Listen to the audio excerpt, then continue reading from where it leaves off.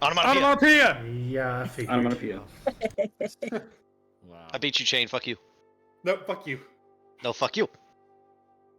What a talent you. No shenanigans allowed. Phil's I've not had here. The quite- whimsy may continue. I've had quite enough of shenanigans today. So, the day of our travels greets us. We're about, say, maybe a quarter way up the mountain on the path to Estelheim. To and fro, the mountain goes.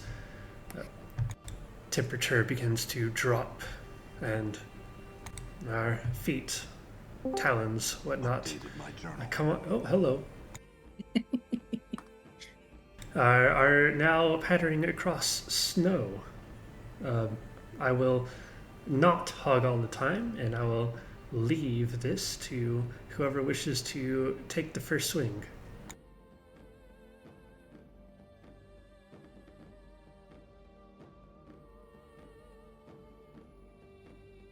Excellent work.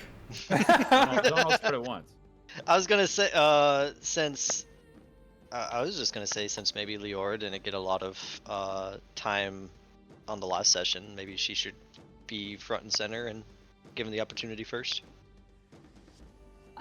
She wouldn't really be doing too much, honestly, at this juncture. No conversation she'd want to have that never had time to have. I'm certain something will come up in the natural process of us being here.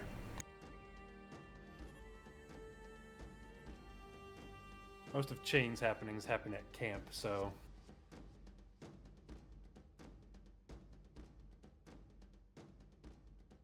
And with an utter and highly uncharacteristic silence, we will make it to camp.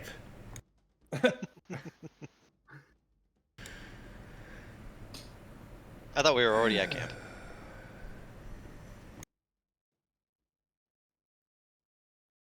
Where is the little bird? At camp, Chain would be off trying to meditate and do what a paladin front desk lady, because I'm not going to butcher her name, told him to do. So he's just kind of like a little ways off from camp. Sounds like a good chance for me to be disruptive. Reed will circle away around the little bird meditating.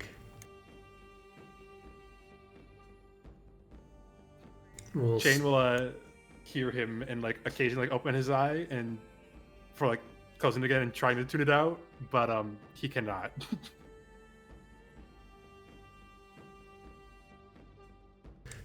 Do you need tea?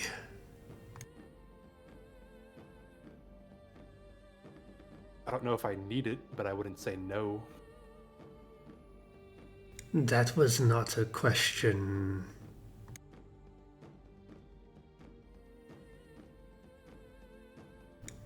Reed will take out his things and light a little fire.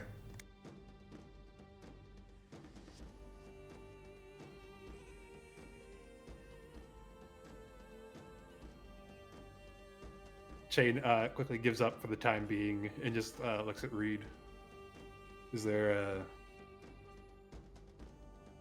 any other reason you're here besides just tea? To change the world. That's why we're here.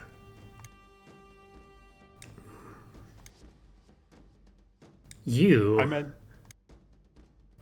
are being changed by the world.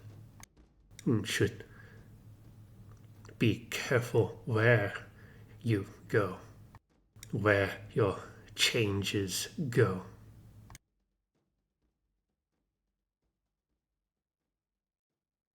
Well, obviously I haven't been very careful so far.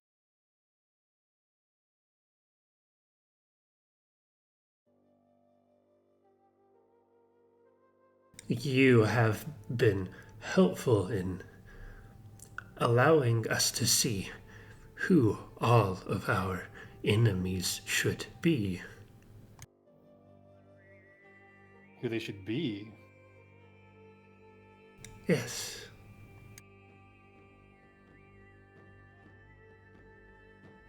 What? The Church of Beldain? You're stumbling back and forth, always on someone's toes.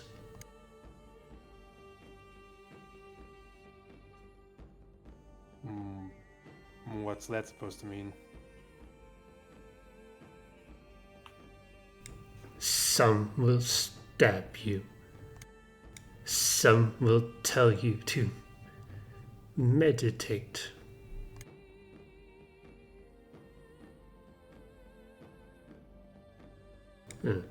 Eventually you'll learn. You'll learn to tell which will be which before the stabbing begins.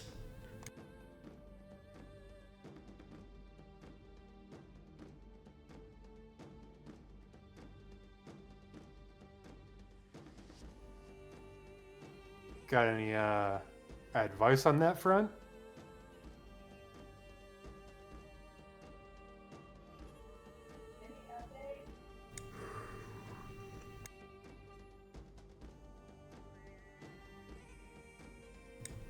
I should. But I am a gnoll.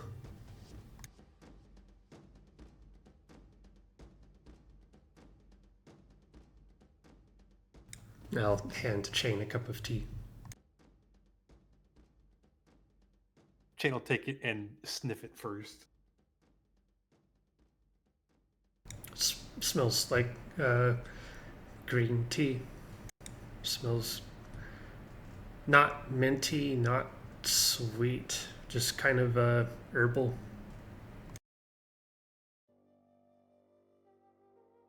Then Chain will he'll take a sip. Good, I'll add you to my list.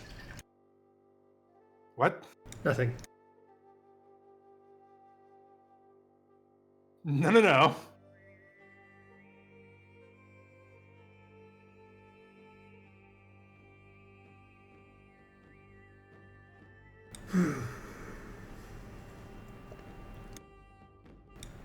So close.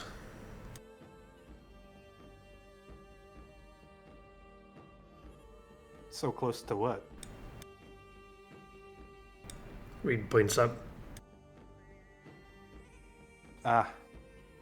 You can't feel it, can you? The way the air stills the energy in it.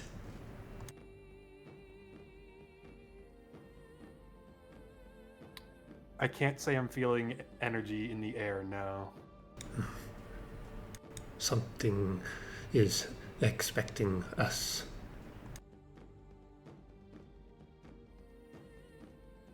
I would assume the prophet that we're going to see.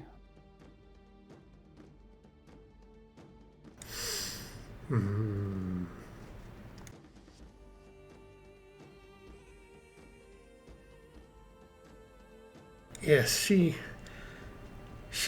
has freed me.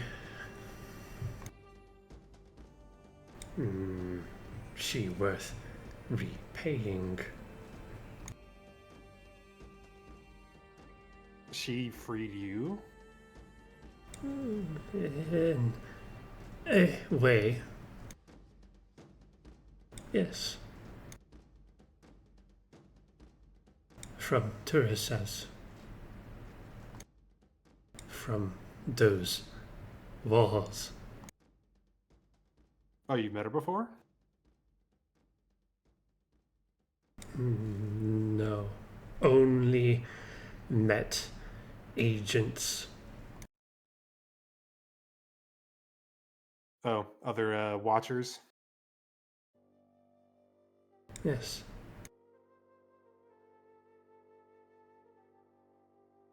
A kinku.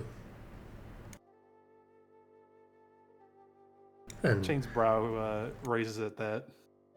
An alchemist.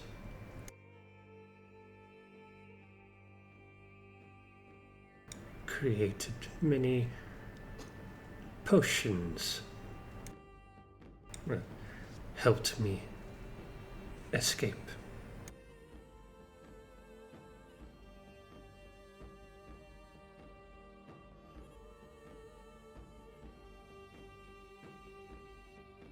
I didn't think that a Kenku would work for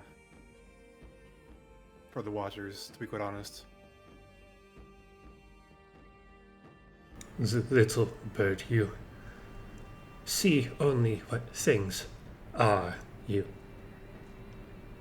Never look at who things are.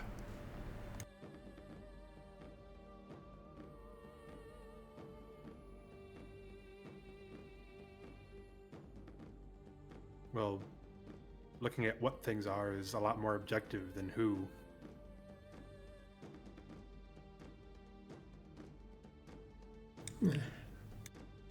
Your fate, I hope, is better than his.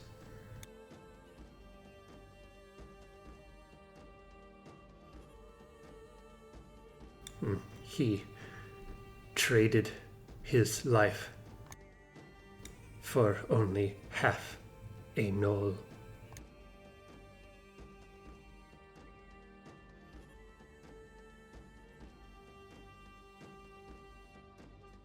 Why did he know about whatever thing connected us to the tears? These are the Watchers. They know.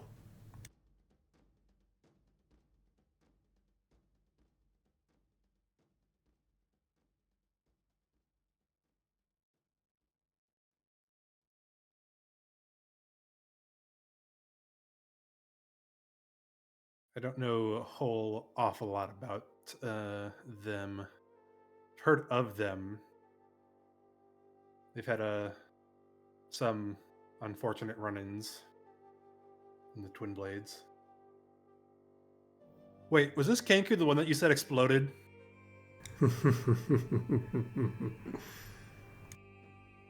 Yes.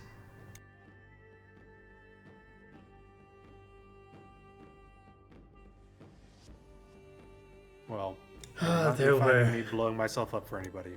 so many beautiful fires in Terraces that night.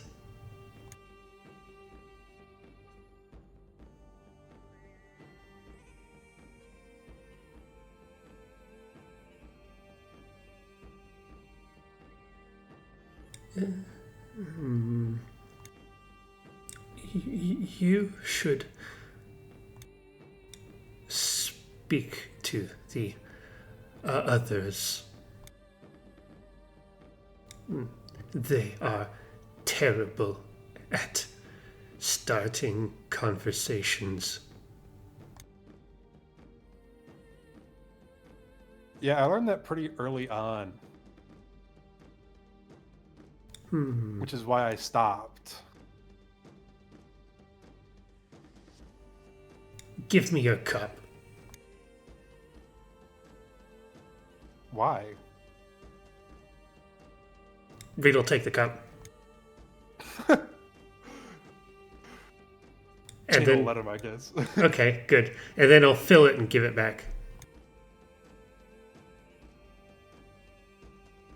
Chain looks confused because he's only taken like a sip or two. And now that the moment has been suitably dramatic, Reed will leave. It's just like just like the start of like mimicked words, just but not a single one is finished. I would say Fenton was approaching that direction and would like to catch you as you try to scatter off, Reed.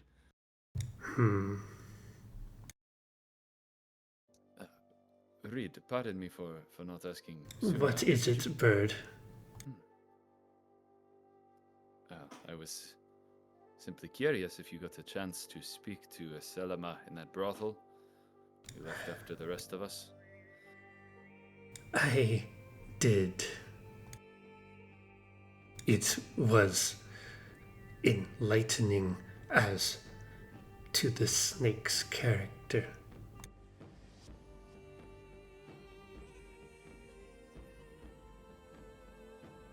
Did you get any more out of him? I suppose I never shared with you, never filled you in on what he said about his relation to the other Selma. Is that something you gathered? Only that they were not together. I learned he does not know himself. I learned that snakes do not know themselves. Yes, I think I gathered something quite similar to that. But in regards to Zasala, he did note that he knew her well, I believe were his exact quotes, while at the same time dismissing that he had any real knowledge of her at all. Weaknesses, allergies. Tell me everything. Well, let's see. He said he was raised in the same clutch. I suppose that is a family name. Though I found it most interesting that he noted that both he himself and Zasala had left the Church of Shrivasi. I don't know if you have better theories, but myself and all other scholars had begun to theorize that Zasala's actions were perhaps part of Shrivasi's broader plans. But it seems that might not be the case. Maybe an independent actor, or acting on behalf of something else. That is regrettably all he gave me down that line. I will admit I should have demanded more, but I quite nearly lost myself in that place. Don't see why. Did you not feel the... I am curious. There was an enchantment of some kind in there, Reed. It beckoned me to stay, to consume. This is not felt by you yourself. Felt ignored. That is a useful trick. My methods were not so clean, I suppose. Maybe it's because if I found just the right combination of words, I could send you to anger or tears.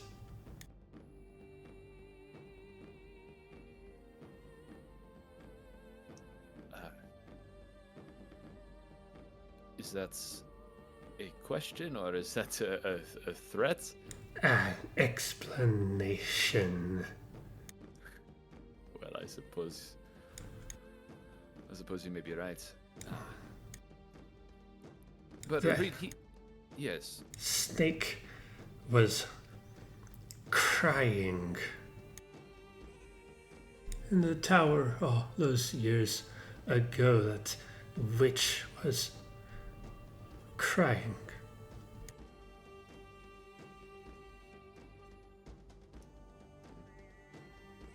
I didn't note when you said as much to Rakmahar. I don't know what that could possibly mean. Granted, I have now met only 2 Yonti, but from my understanding, tears are indeed not a feature they are known for.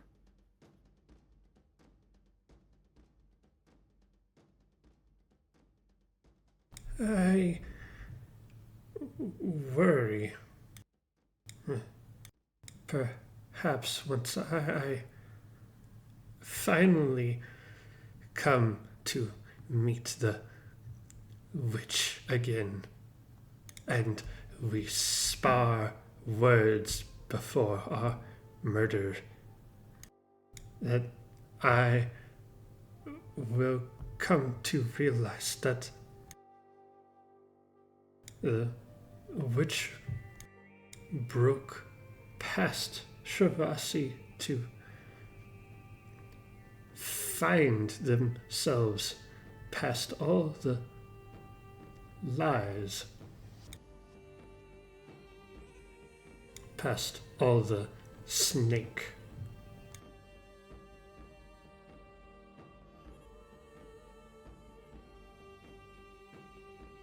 Is that why they've cursed the world?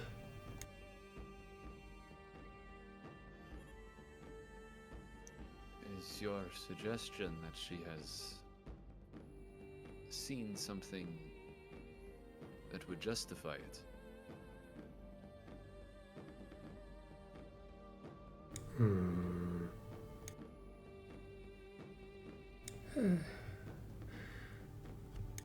If something is broken long enough and finally finds proper use, it does not fix it itself, and it can break even worse.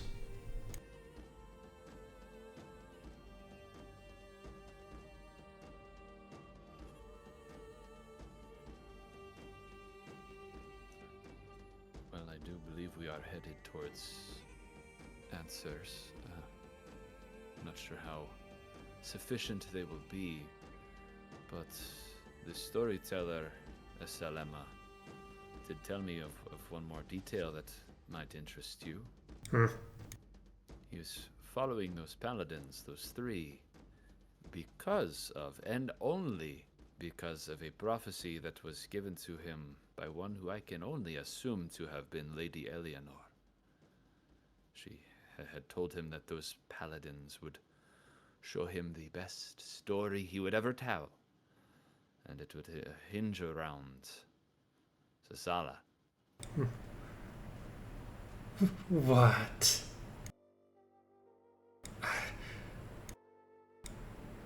That prophet knows much. I will have explanations. That witch is mine. I hope you let her remain healthy long enough to give those explanations, yes? That will be determined. Right, well, let's determine it now and agree that she will remain at least lively enough for a conversation. I think it is imperative. We have traveled this far for no more than that. You think I would kill this prophetess Eleanor before speaking? I would certainly hope not. Oh, no, you don't know me. The words are part of it.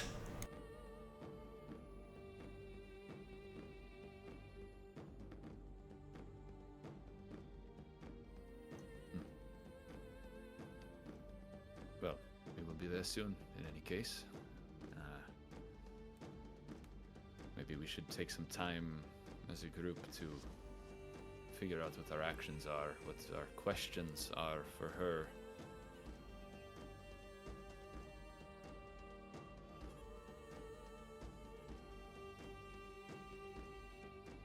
You want to gather everyone. I see wisdom in doing so, yes?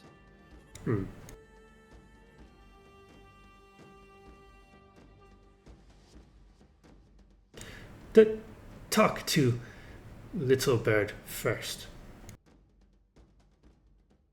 You must say something kind.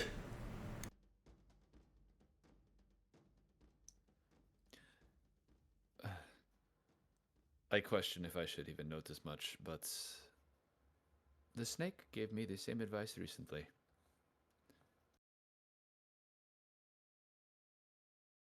What? Mm, In any case, Reed, you are not wrong. Yes, I will talk to Chain.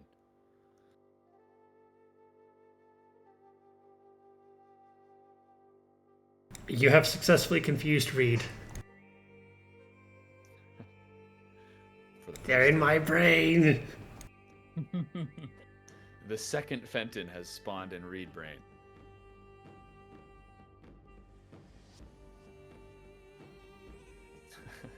Yeah, I guess.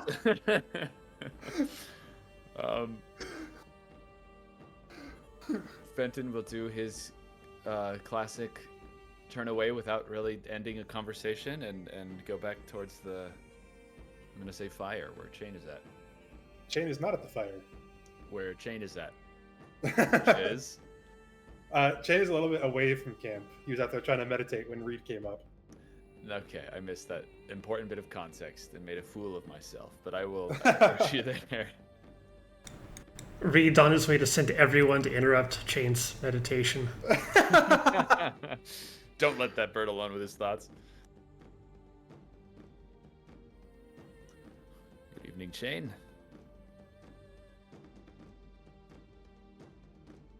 Chain lets out like a slow exhale.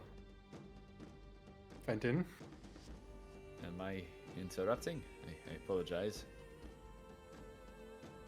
No, Reed interrupted first. Well, have you had a pleasant travel so far? It has been a blessedly uneventful day, yes? I don't know if I prefer uneventful days or eventful days. Well, any day where I'm not fearing for my life is nice, as far as I'm concerned.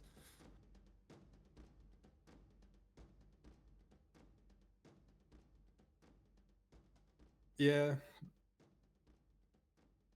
I'm just... all this looking inward stuff. When things are uneventful, it's too quiet.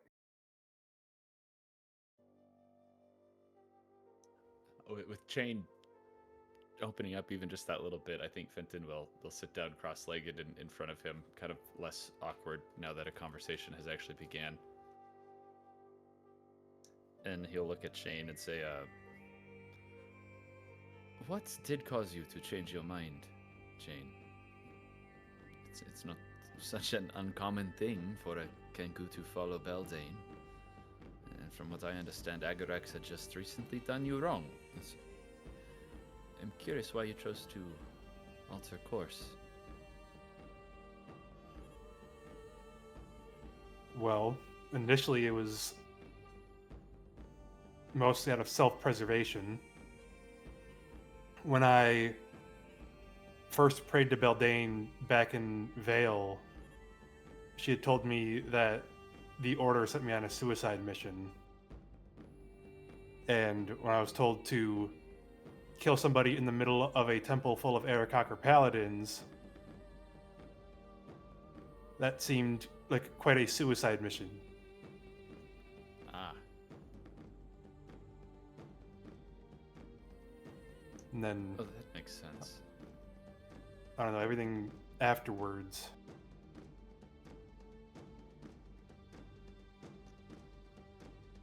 What about the Shah then? Why tell us of the one you had come across in the Twin Blades then, of all times? That is presumably more than self-preservation. Well, quite honestly, because I thought that I was dying that night. I didn't think the Whistler would leave me alive. I figured that whoever's supposed to end up with the shard would.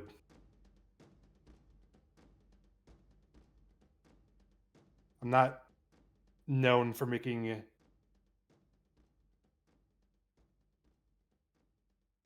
well, I guess just a heat of the moment thing also. Impulsive. Well, I thank you for it regardless. I do wish we weren't 2 days from Estelheim. But does the Order know we left with another?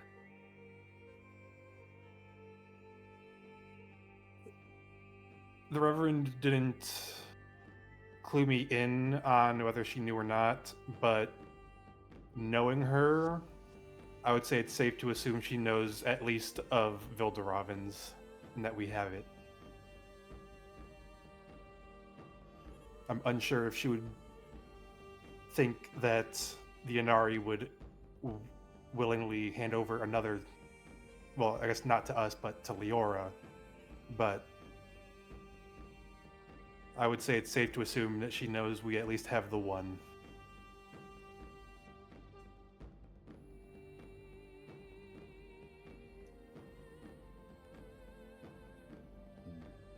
Do you know why then? Why?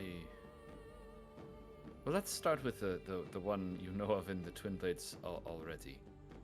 Do you know why the Order sent you after that? Beyond that, do you know why Cass was after it? I don't. At the time, I barely even knew what it was. I just knew it was something important to Vulpinol and thought it was just some other shiny rock. You know, figuring now what the shards are capable of if they're all together, at least according to what Reed says, I can only assume that they would want to, at minimum, end the curses on Kenku.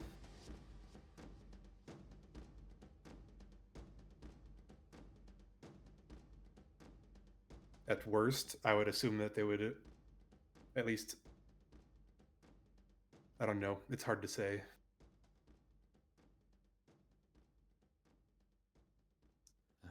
It's frustrating that everyone seems to know so much, is it not? If the Order had a shard and... Well, I'm assuming they knew we would find others. Otherwise, they would not have let Vilderavens leave their sight.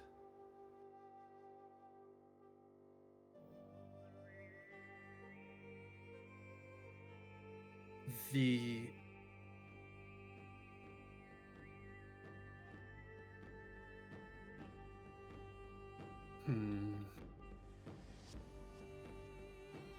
Reverend Hatchet, and as he says her name, it's not the everybody else's version, but it's the version of where it's like rusty hatchet blades being dragged across the ground.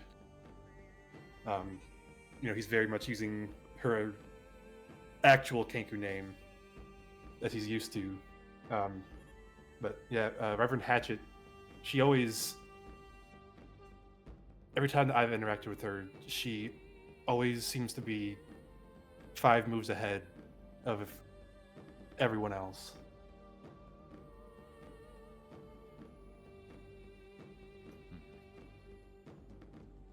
She meant for me specifically to be in the plaza that night in the Twin Blades. Because she knew something. She did know. She said so as much to me afterwards.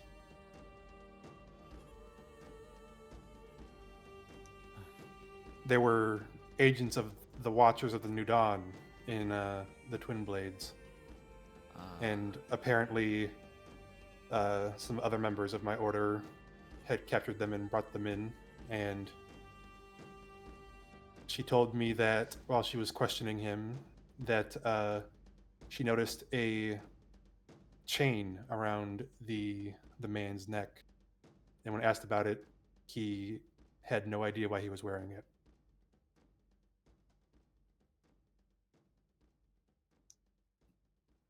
Fascinating. There are, to my knowledge, 3. Perhaps this is a 4th. Prophecies in which people have seen one or more of us. I don't know what it means. Does not equate to anything, but it is worth noting.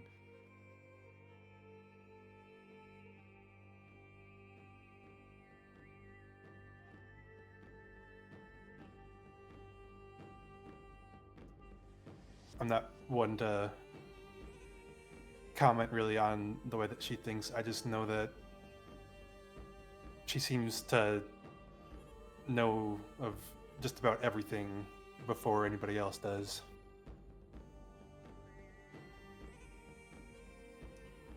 Is she still an ally then, Jane? I will take your answer at face value. I will trust your word in whatever you say, but do you intend to bring other shards to them? If I'm being quite honest, at the moment I don't know where I stand. I know that in the Order's eyes, I'm still in good standing. But I don't know what I personally want to do. I think, at the very least, it would be useful to keep them on our side for now, or at least my side, I guess.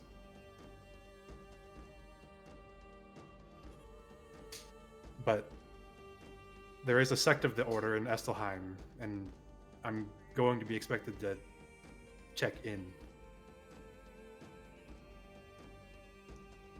I see.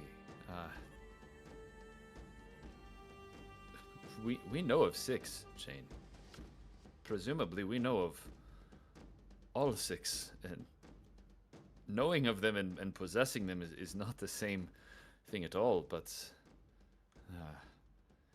it is dangerous. I sometimes think the knowledge itself is this curse of tears. I'm not... If the knowledge is the curse, then why am I here? I thought it was just a rock.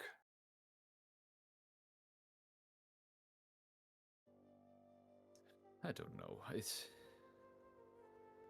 a bit of a fool's errand, isn't it?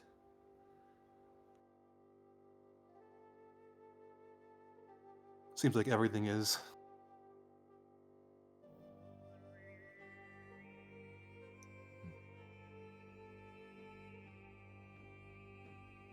Would you mind terribly, Jane, if I used my dagger's enchantment on you? You don't have to agree, but the reality of our souls often lags behind the people that we wish to be. But if you would like, we can get one point of data now.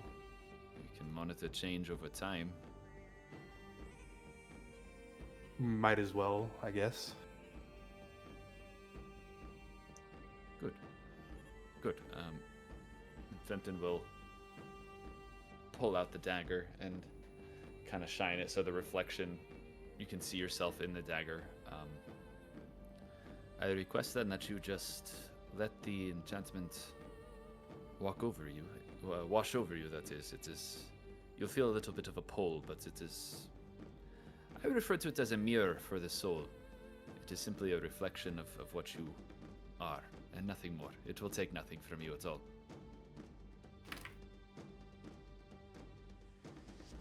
He just nods his head. Then I will use the enchantment on a willing individual. And maybe let Fel chime in with the details. It resembles a sort of somewhat copper color with flecks of red, flecks of white, and a smidgen of brass.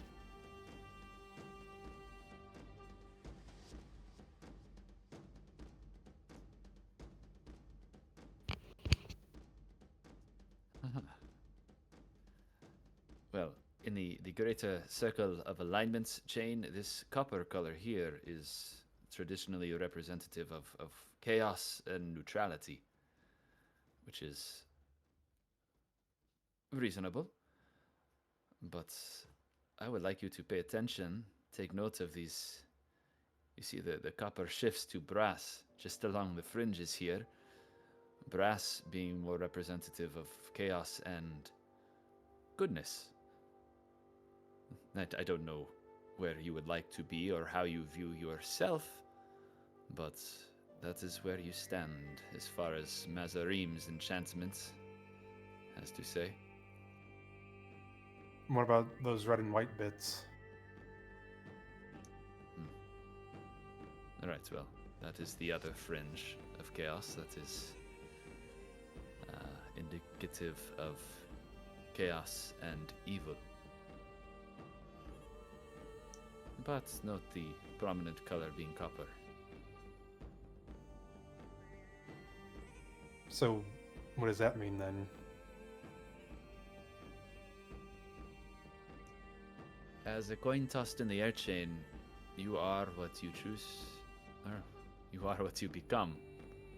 It will go one way or the other, or it will remain where it is. It's not entirely helpful, but that is simply the nature of souls.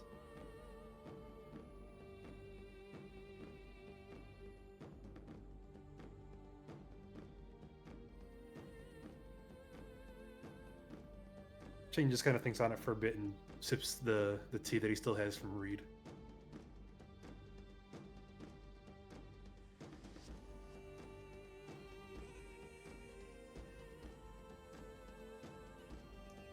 Thank you for the allowance.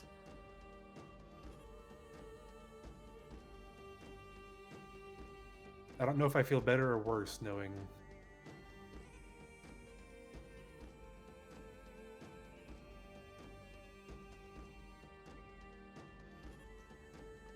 I found that knowledge is often difficult, but even in something like the shards, at the end of the day, I trust we are better off for knowing than not.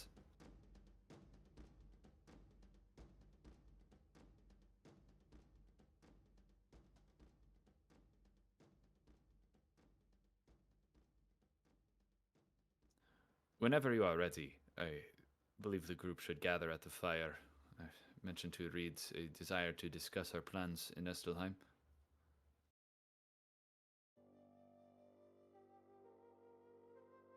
I'll join after I try Paladin, whatever her name is, because I'm not going to try and butcher it. Jane says it perfectly in her Yes, voice. Jane says it perfectly in her voice. I was hoping that was in character. No. Shane gets names right 100% of the time, as long as he heard the person themselves say it. I'll join after I try her exercise. Very well. Take your time with it.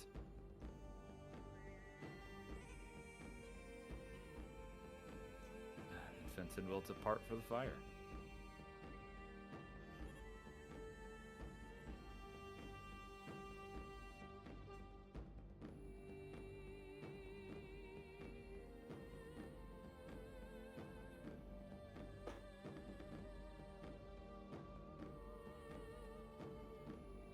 Anybody else going to interrupt the little bird? I'll send Not Lara yet. your way. We'll send what? I'll send Lara your way.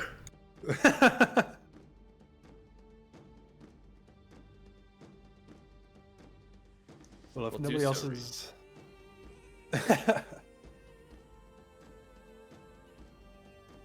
Is Reed going to keep sending people over to Chain? It's tempting, but we gotta move on. For now.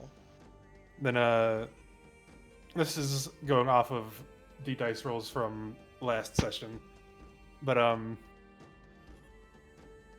Chain, he tries to look deeper, tried doing what the paladin from Laguz told him to, and finding what it was he actually hated, the root of it, not just the surface.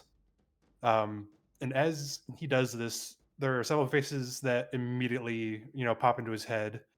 The first and kind of foremost, at least at the time being, is the Whistler, because that was the most recent. The one who at least in Chain's mind, had tried sending him on a suicide mission, and then very objectively almost killed Foskra and Leora. The second one is Koss,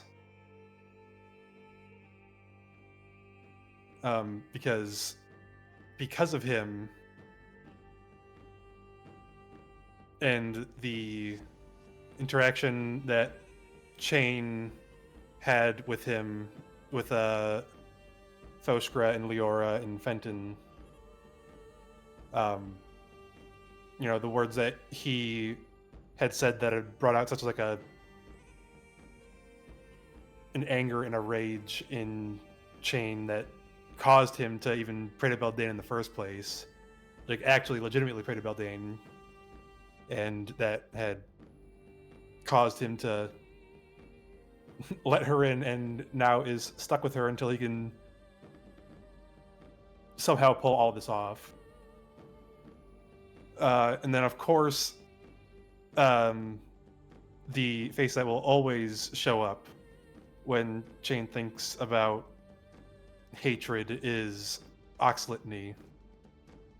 The questions that always raise when Chain thinks about him, where he would be in life if that Dragonborn had never stepped foot into his life, into his parents' life, what his parents would be like, even what his own name would be at this point, because if he hadn't run away from his home and his parents and effectively what's basically kind of like a Church of Craven, he wouldn't have the sound of breaking chains even in his mimicry memory, let alone as his name. And kind of with all of that, he knew he was supposed to be trying to focus on not feeling hate, but with the memories of Laguz so fresh and just the extreme anger and hatred he has towards Oxlitny in particular, he feels almost like he feels like a physical pain in his chest. That to him almost feels like a taunt or reminder of sorts from Beltane, something to tell him that she was still there and he wasn't he wasn't escaping her. And kind of feeling that, he decides to give up, fearing that he's going to make it worse again, and that the purple is going to spread more and give her more leverage. So he gets up and will go join the others at the fire.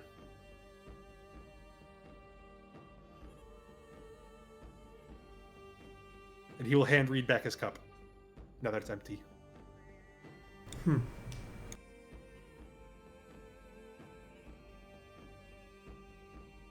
Come, there's talkings to be had.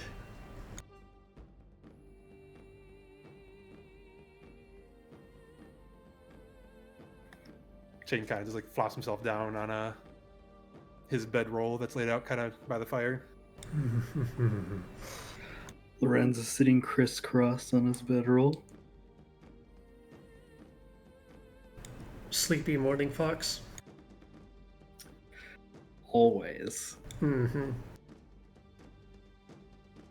There's Leora and Foskra right now. Who do you think lit the fire? So Foskra's being the fire tender already. I've been the fire tender this whole time. What are you talking about? Fenton is by the fire eating whatever food is available. Because we are characters and we eat. We are characters. It is spicy Ignan stew. And it is- Ooh. I mean, whatever rations we have. This stew is very spicy. Leora would probably be sitting on her bedroll between Fenton and Lorenz. Now, Bird, you said you had knowledge to discuss. Well, I don't know if knowledge is the right word for it, but we've been on our way to Estelheim for weeks now, and we are a day or two away. I figured it's best to go in with a plan. I think the list of things waiting for us there has only grown in the past couple of days. I Yes. must speak with Eleanor. Good. Then we are on the same page. I was just going to say, I think regardless of our other endeavors, getting to the Watchers should probably be the first priority. This is what we came all this way for, after all.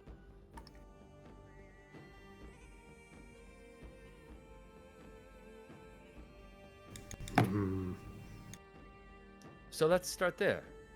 What should we ask them? What knowledge are we hoping to gain? I believe I had asked as much in Algi's. Didn't get much of an answer. What have we traveled for? What have we traveled for?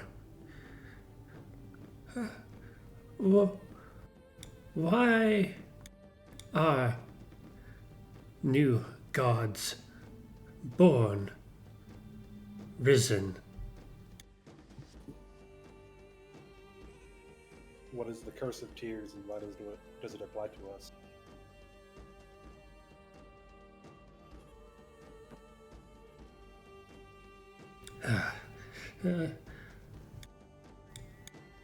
Our part in this grand play is to bring forth the next age of this world, and it must be us that does it, because we are not kings, we are not gods.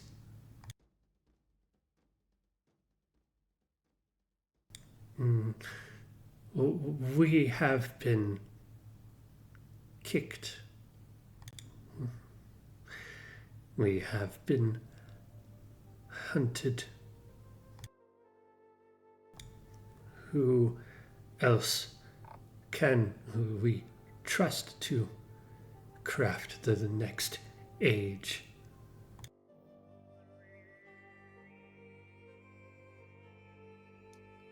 Do you anticipate these Watchers will be on our side, Reed? Willing to acquiesce and inform and aid? Or do you suppose they'll be reluctant? The Watchers set me free and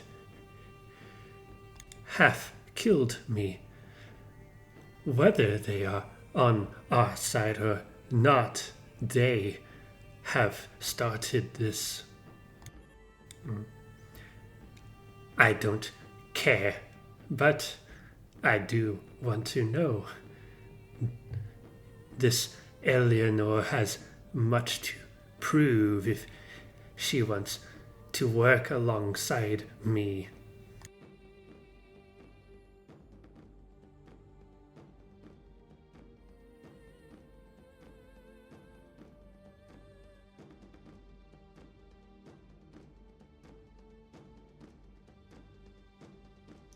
What else?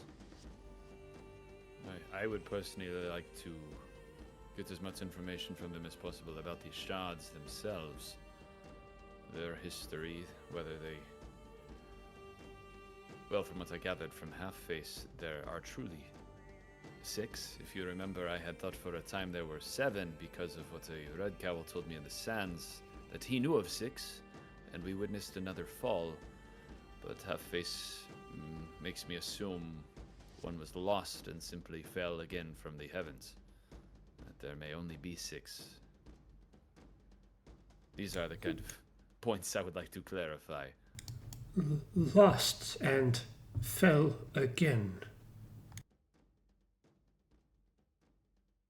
They want to be found. I don't know. Perhaps. Do they want to be used? I think that's a question for the prophet. Good. It'd be great if Vilderobin could just give us a straight answer for once.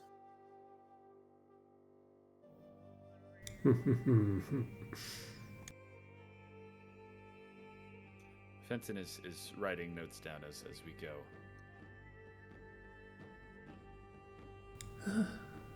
6 and 1 at least. Oh, we will find up this mountain. I do hope it is still here.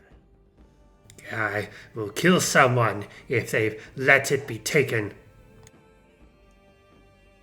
Will the Do you person you recall- gave it to even give it back? That.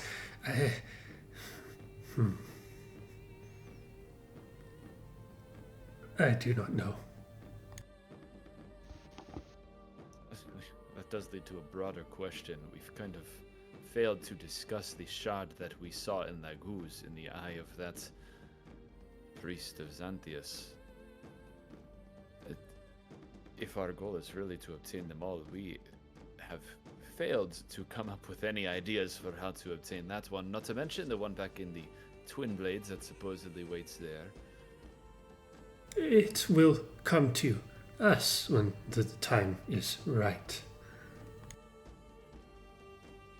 There is one option.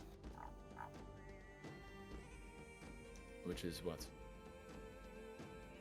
Fenton, I told you that I'm going to have to check in with the Order when we get to Estelheim. We could... Personally, I don't know what side Half-Face lands on. I couldn't get a good read on her. But I could tell the Order that she has a shard. Let them take care of it for us.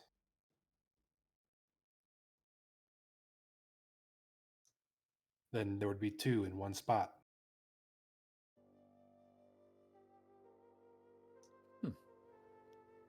Is she even a threat? That's what I'm saying. I don't know. I don't know what side she lands on. I personally couldn't get a good read on her.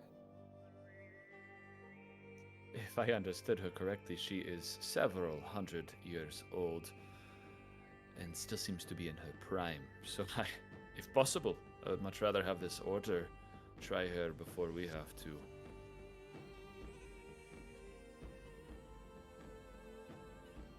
The only drawback is that it's an Order of Kenku. If things go poorly, I'm sure many of them will say whatever to try and get their own life spared. So there is possibility of it coming back on us. And then we Or at just least piss off me. someone who could kill us. Someone who let us go.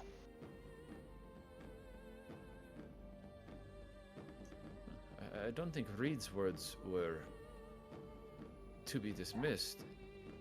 So far, the shards have fallen into our lap.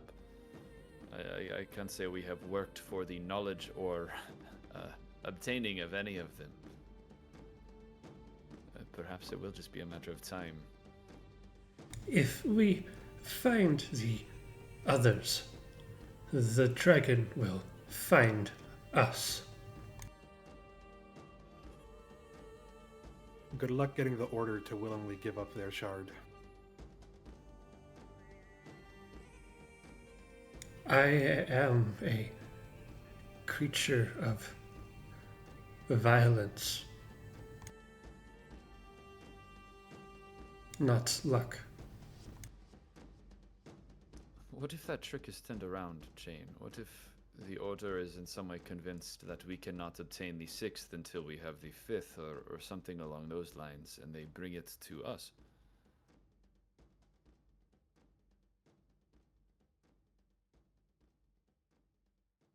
I don't know how well that would work. My assumption is that it wouldn't. I have not seen that shard since the moment I gave it to Reverend Hatchet, and I would not assume that she would part with it easily. I feel that if she felt that I was meant to have it, then she would have given it to me or given me any sort of information about it beforehand.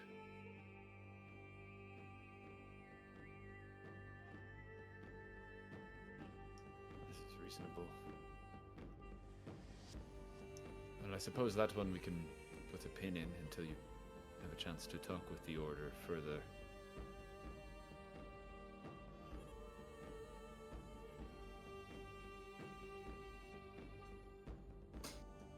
I would also like to hear from the Watchers well, the prophecy that inspires them. I have heard tell of a prophecy known to the Keepers that somehow involves us. Leora has informed me of one from the Inari that pertains to her and probably the rest of us. I imagine the Watchers have seen something very similar. Watchers believe a age will come where the influence of gods will wane.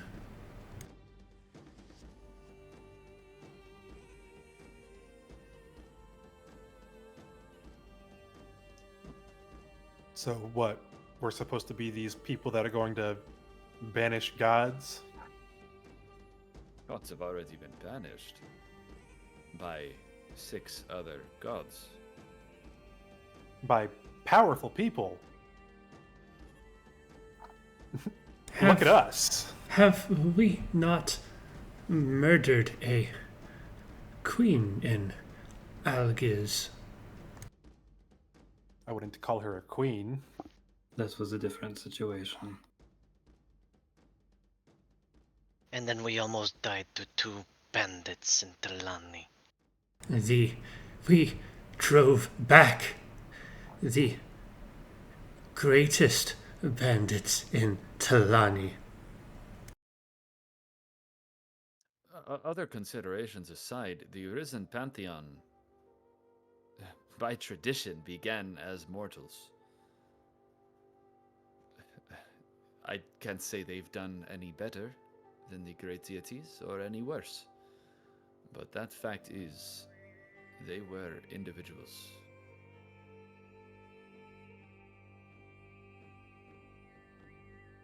Tell us these prophecies.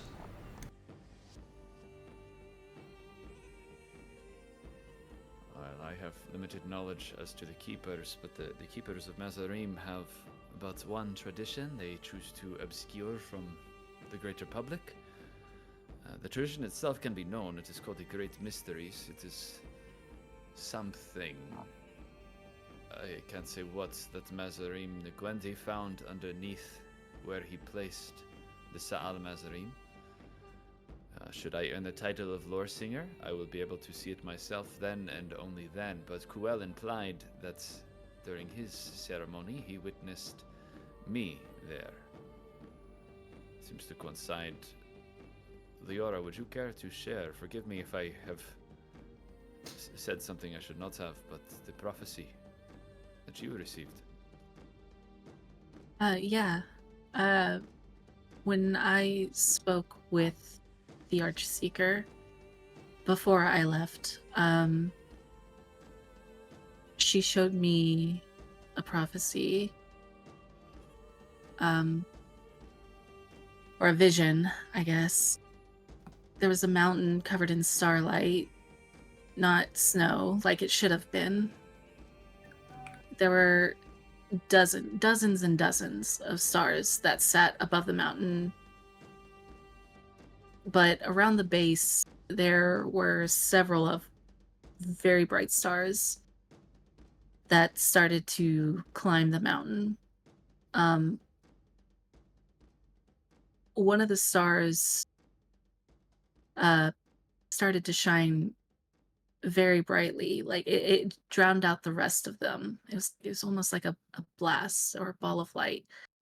But after a moment of that, it faded entirely, and leaving it behind was a constellation of me. There was a prophecy that accompanied it, but I think it died with the Volpinal tribes to the north whenever they splintered off.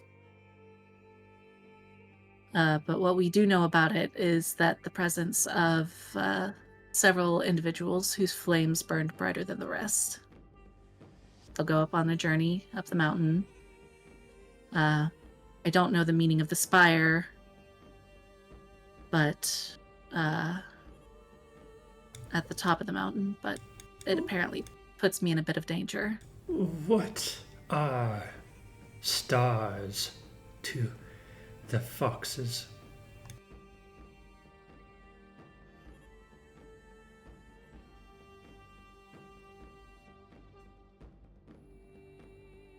They are souls.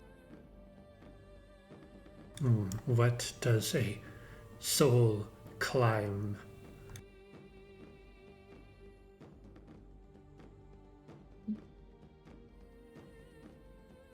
The highs and lows of their own life. And the brighter the star, the more powerful the soul, or the more strongly that they held to their convictions in life.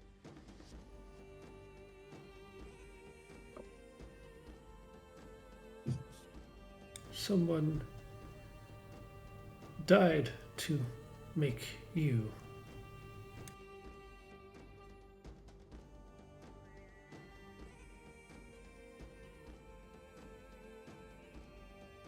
Was it someone, or did I die and end up constellation?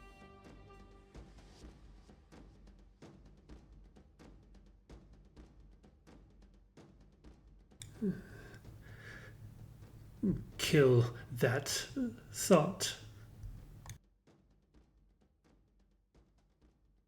I've been trying.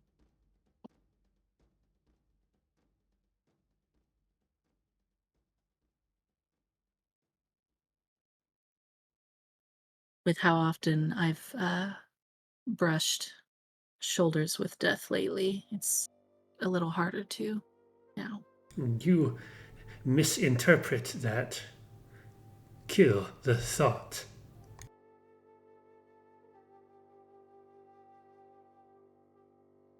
I will.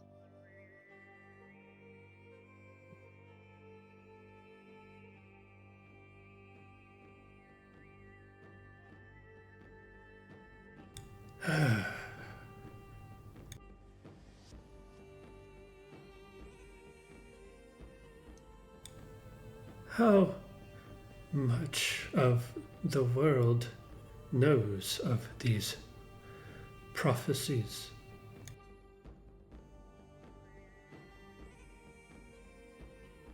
As far as I'm aware, it is myself and the Archseeker, though I do imagine that Eleanor would also know.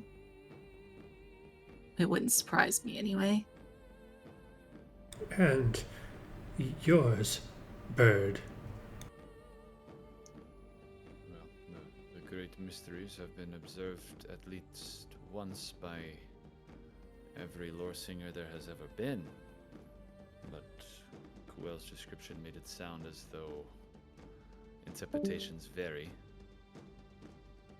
In any case, not many. There are, 150 lore singers currently living?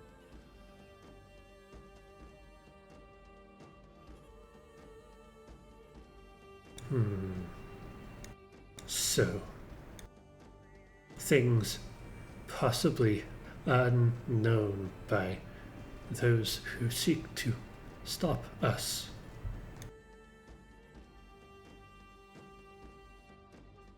how much their conviction would solidify if they knew what we are.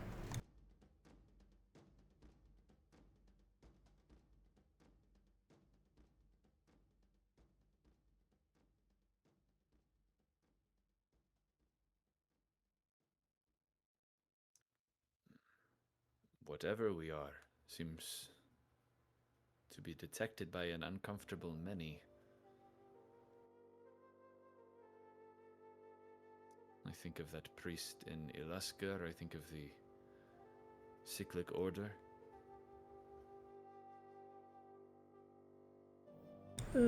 Many seek it for their own masters.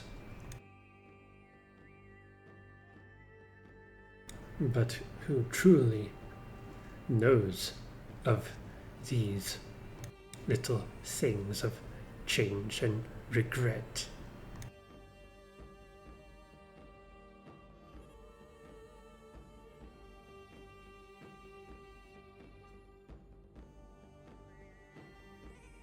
Few, I suppose. Very few.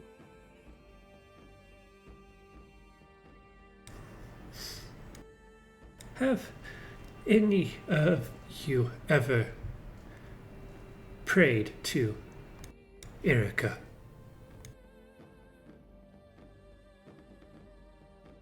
No.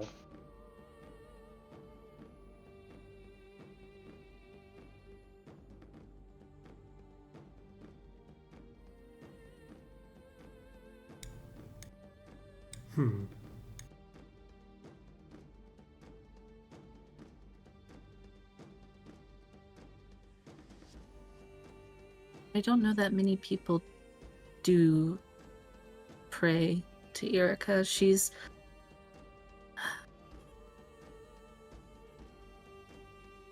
not really a figure that people tend to pray to that I know of. More just the representation of fate than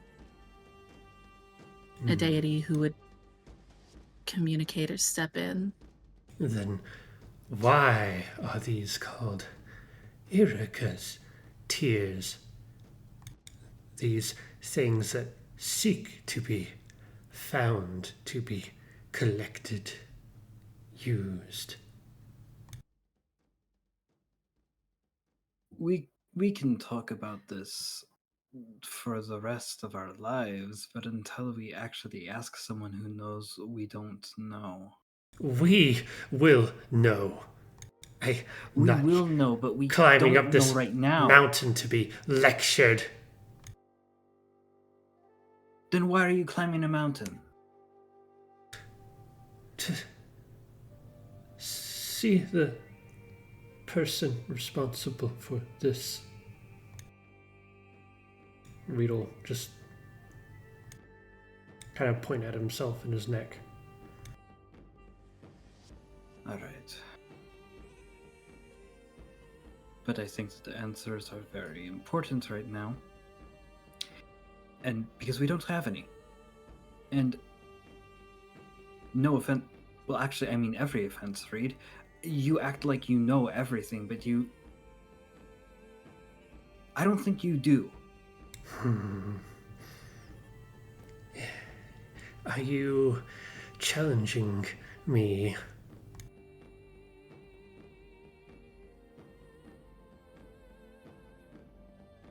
You know what? Yes, I am.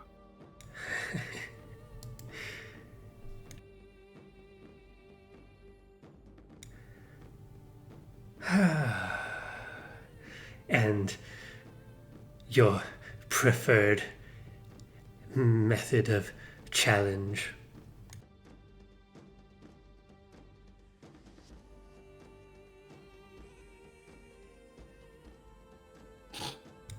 Oh, God damn it, Nix, I'm gonna lose.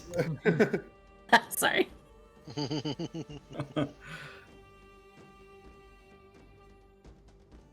How about you roll around in the snow for a bit?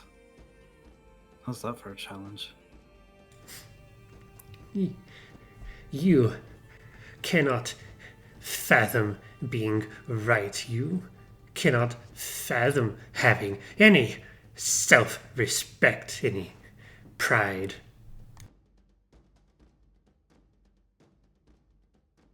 Yeah?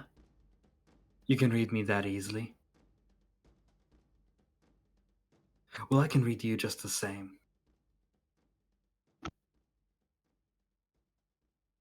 You want to hear what I see?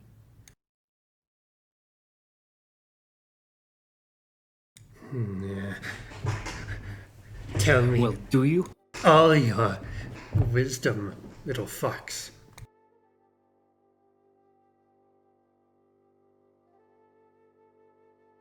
I see a sad, broken, and decrepit thing trying to pretend that they know better than everyone else because that's all they have.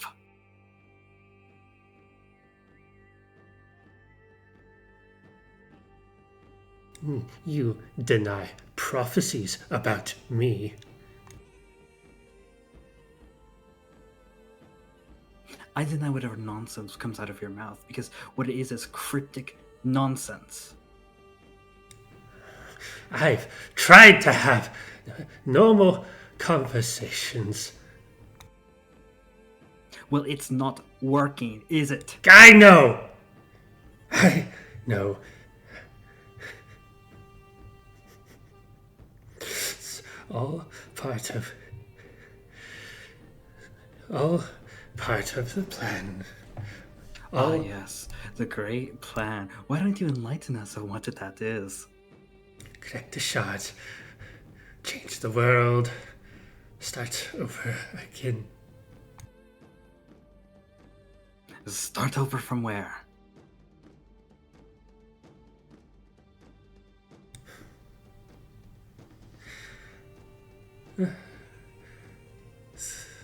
I thought you could tell me.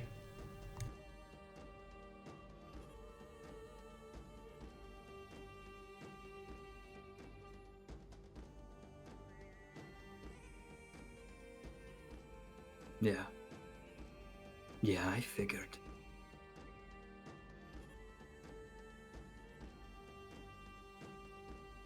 You don't know me. You don't know who I am. Hell, I'm not even sure if I know myself anymore.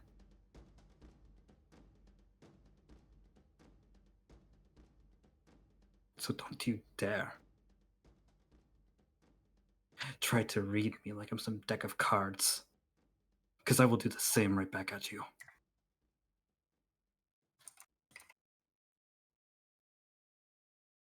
Are we clear? Reed will look up with hurt but hopeful eyes at Lorenz and say with genuine emotion in his voice, do you want to fight now?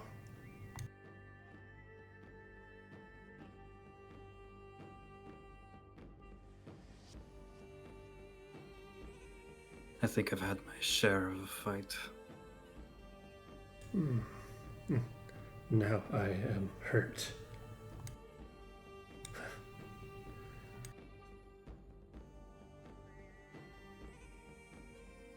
Fenton, Lorenz can I see your journal? dismissively waves his hand in the air, so nonchalantly shooing Reed as he turns his attention elsewhere. I would say this whole time Fenton has been pretty clearly right on the brink of interjecting and probably wishing that he would, but curious what is next to be said, all the while Shane, your words kind of snap him out of this gluedness he has had to this conversation. What was that, Shane? Your journal. Can I see it? Yes. He hands Your it quill? over. And yes, of course. Chain flips to a blank page and he starts scribbling something while he starts to talk. I just remembered the person that I stole the shard from a noble family on the Volpano side of the Twin Blades, Voltrand. In their house, they had this room. It had 2 statues of Erica and a piano. And I obviously was going to play the piano when I was trying to not even be known that I was there. But it looked like there was sheet music on each of the statues where if you played what was there, something would have happened. And Shane kind of like turns the notebook around with like his rough sketch of the room that he's describing that he saw in the Voltrand Manor with the 2 statues of Erica in slightly different poses, looking like they're playing a piano and having sheet music and the piano between them.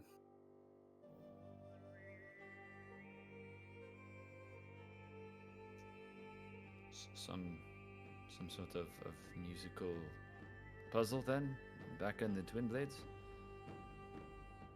What?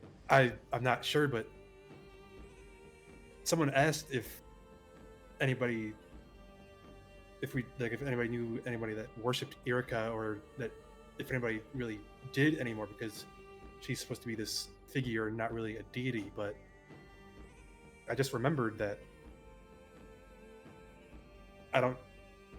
given I've not been in any Volpanal houses where I'm exploring this much, but I can't say I've seen anything like this anywhere else.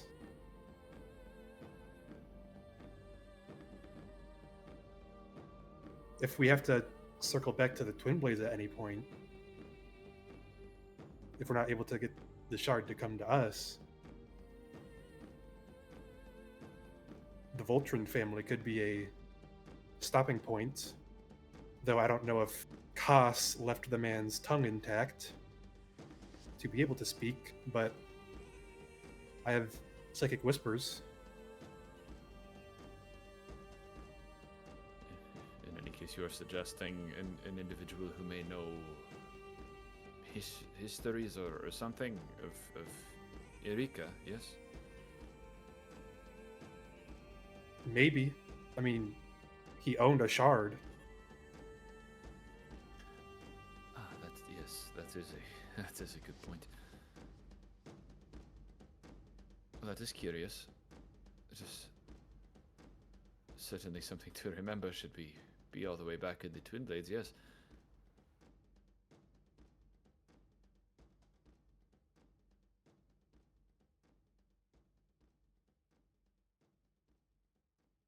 And Jane will hand Fenton his journal and quill back. Reed, our discussion is not done. You sure anything worthy is going to be said?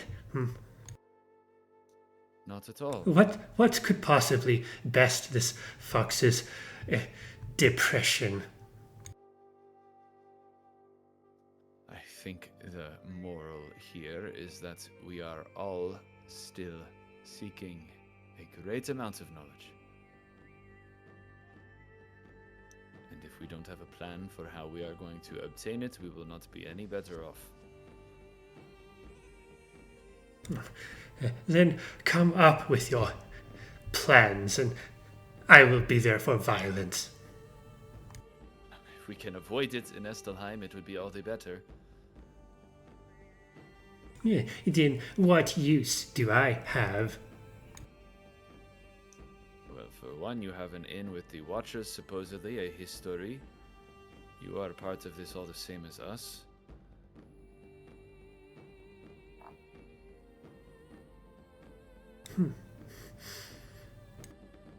Look at that fox, someone who has some sense.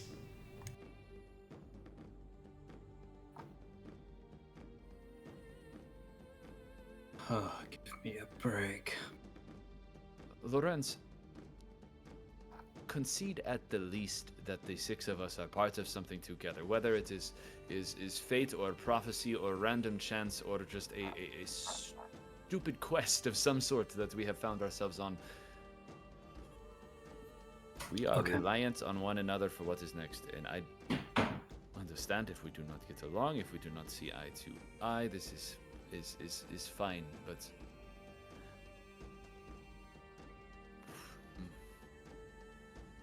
we need to be able to rely on one another.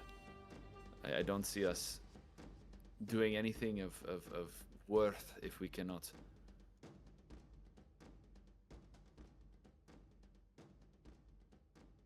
Ah.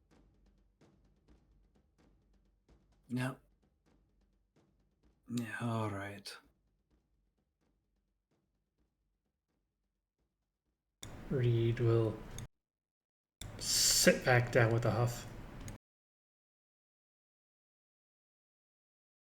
Lorenz sort of he's looking anywhere else but Reed as he says his next words. Oh yeah, Reed's definitely staring.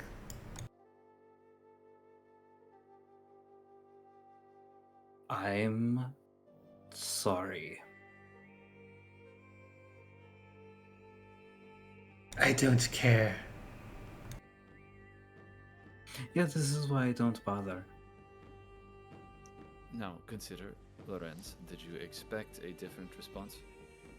No. Good. All grievances aired? I glance at the Ignan. Yes, Reed. I know. We will settle it when other conversation is done. At least you have the good sense to do things in a way that is entertaining.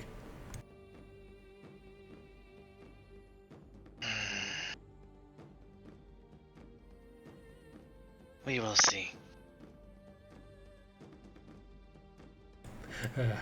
Bird, what is left to say? Perhaps we wrap this up quickly then, if you are so eager to move on. The Watchers of a New Dawn. Anything else we need to discuss with them? Obtain the shard from them, of course. I want to know their character.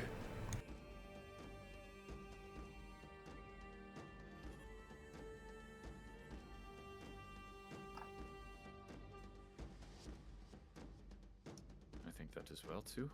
I am curious as to their motives and desires myself.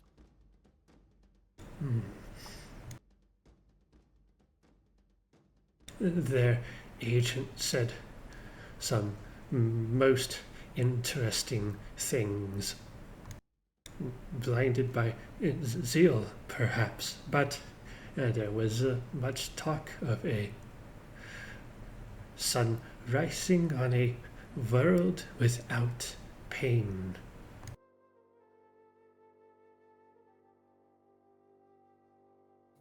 Perhaps it was a metaphor. Perhaps a world without creatures at all. That's a morbid way to interpret that, but still true. All the same. We must discover the heart of these watchers.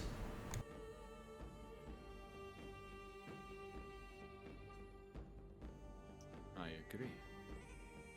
Yes, I think that is all around good goals for approaching the Watchers. As for the rest of Estelheim, I have learned just this evening that my family and Taraji have already arrived. They passed us on the trail through the Ochre Kingdom. I intend to see them. But beyond that, Lorenz, there is the matter of your family potentially being here if you intend to seek them out. Which I do. Good. Rook of the Sky, Foshgra, might very well be here if she is not already. If she wishes for what she asks for, And I imagine she will be there. And all the while, we are to tread carefully, as the cyclic order is centered in Estelheim. Uthrin has not been much of a problem in the past few days, but I do imagine that they will try to approach us again once we get to their home turf. Maybe I should approach them. I wouldn't mind going with you. I've Actually, that might not be a bad idea. meeting them first if we can figure out where they're at. I have met Hanno, their leader, myself before in Estelheim's Grand Arena. He very well might be there playing his same games yet again. Oh. And do you know the true heart of the cyclic order? The true heart of them. Yes. They are interesting. They are kind of a variant of the Keepers. They are... Well, we're not fond of each other. They take prophecies, very much similar to the ones that we are presumably part of, and try to capitalize on them, from what I understand. Of course, this is why they want us to participate in handing shards over to them, I imagine. They know the prophecies of stones, but not of us. Perhaps. They may know more. I do... Well, it's hard to say.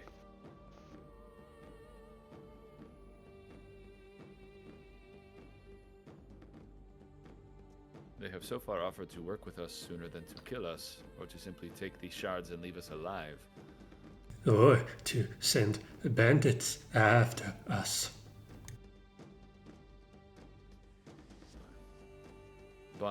Donnie and Hyde notwithstanding, the first bandits were conceded that to kill us was never the intention.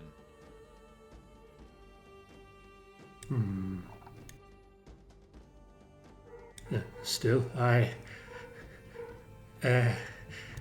it's humorous thinking of the interesting conversations we might have.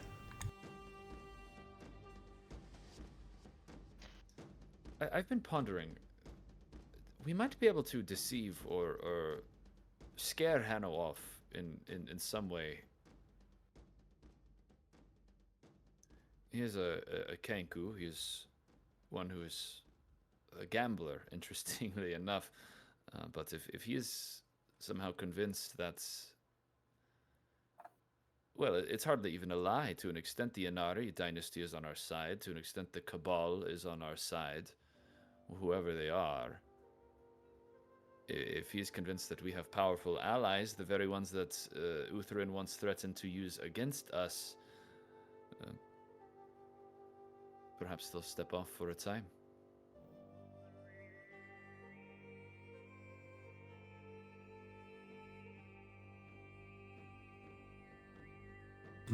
I do not know. Businesses, things of this bird's nature.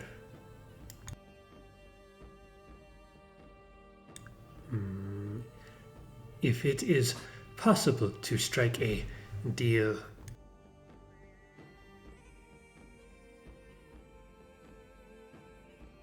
you should do that.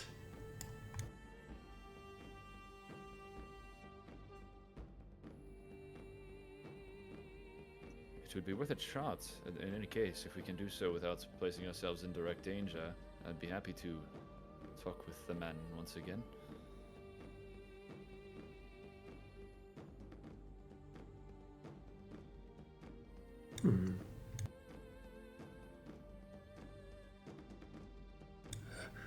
What else is there? Oh, I intend to do some research myself. Yes, if any of you have others, ideas. I almost forgot, and I wish I did, but it's important. When we get up there, I believe the contract we have with Foshkar expires. Indeed. And Lorenz, if you no longer have a open contract with a crossblood mercenary, the contract on your life becomes open. I'm aware.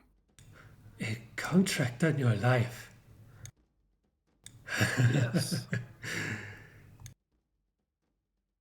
We were able to extend Fosco's contract once, weren't we?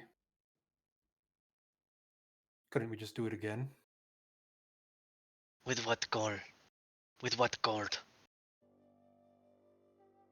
Precisely. I mean, we have a little right now. We can start with the day and try and find or make more money in Estelheim.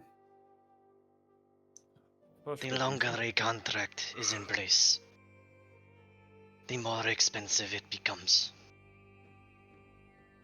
The only thing that allows us to continue it with relative ease is the fact that 1. I had earned a good amount from my last job. And 2. It is only the hiring of one mercenary.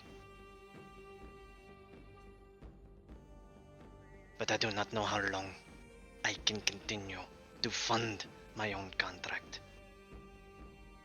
Do you think we'll have any amount of time after entering Estelheim? If we speak to the Watchers first and determine where it is we are to go next and have an evening, I'm sure I could find any number of taverns to perform at and make some gold, if that is the issue.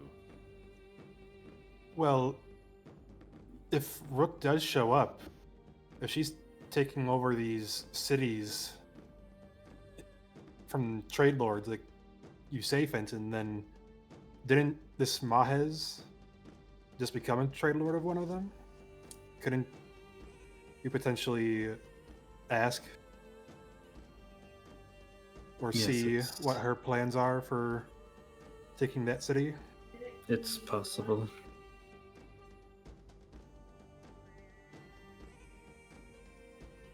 She is currently the owner of the city of Broken Glass and Uda Aziz. One would imagine she has a great amount of money.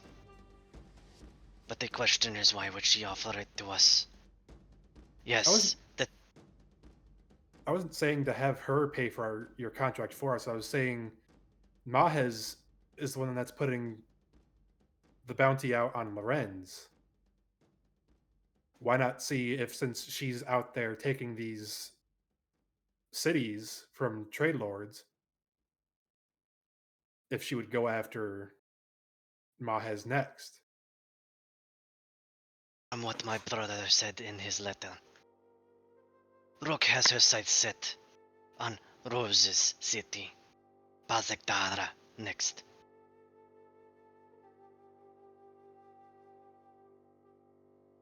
Isn't that like the big one? Yes, it is the big one. Wouldn't it?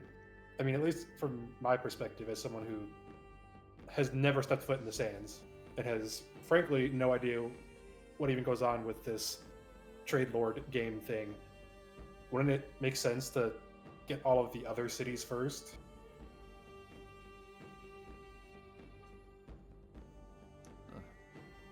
Potentially. I think she does have something of a vendetta against the Rose himself, so if the Ignin aid that she seeks could be obtained, she might just want to topple him. But Fushka, perhaps your continued employment with us can be part of whatever deal you strike with her?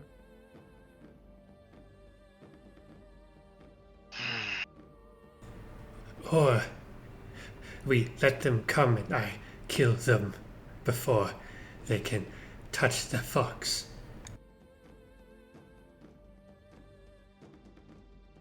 And if you kill them, Reed, how long will it be before the jackal knows that you are still alive?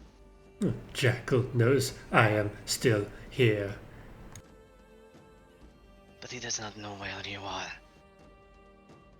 At least that is the one hope that I hold. He knows I am where you are.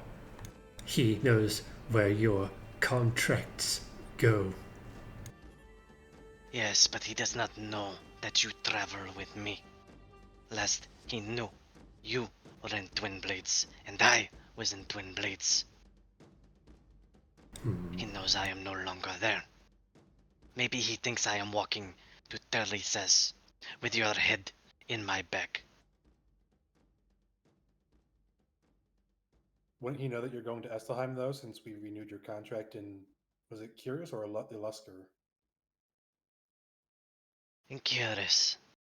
No, Ilaska. That one. But Yes, so that Estelheim is still closer to Terlises. He knows the price he placed on Reed's head. He expects a visit. He expects a head. I might grow a spare if you give me time. Oshra just kind of blinks at you like, I'm sorry, what?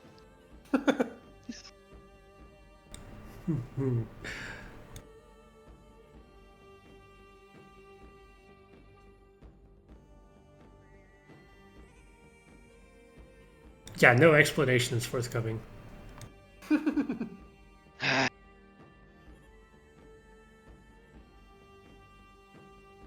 Either way, I will leave the decision to you. Ark. Not Ark. Lord. Oh no! Fourth wall break! Oh, God! wait. That was a first. That was. Why did the fox turn white? Why'd those earrings turn into a braid? I'm sorry. I was looking at Discord and I saw his name. This is your fault for making that new server, Foshgro. Don't advertise servers on the show. Everyone, log into Discord and join our server. Oh God. Time to turn it private. Anyway, I'm not ready for that amount of attention. let's get this back on track. We'll cut it in post. But I will leave it up to you, Lorenz, whether the contract is continued or if we risk crossbloods coming for you. I will say, the first one they offer the contract of your head to will be the one standing next to you.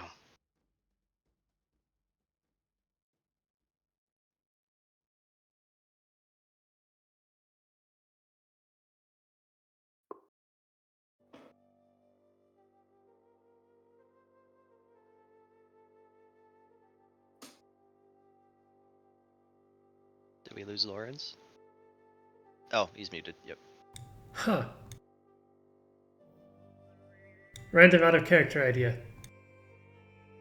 Foshka takes the contract for Loren's head. Yeah, right in the middle of a crossblood compound, in front of a crossblood handler, with Lawrence standing right next to me. Yeah. Well, does Lorenz have to be with you when you finish your contract? He's the contract holder. You're the one that has so much faith in their rules. Oh, well. It's only the crossbloods in Thury says that, according to Phil, are an outlier faction within the organization. Oh, you mean And the it's all one because of the place jackal. that is like 90% of my life's experiences? Yes. Gah. And it's all because of the jackal. The way the jackal runs that chapter is... I hate that creature. You and me both. He may have killed you, but I lay claim to his life. We'll have to fight for that. I'm ready to die again for it.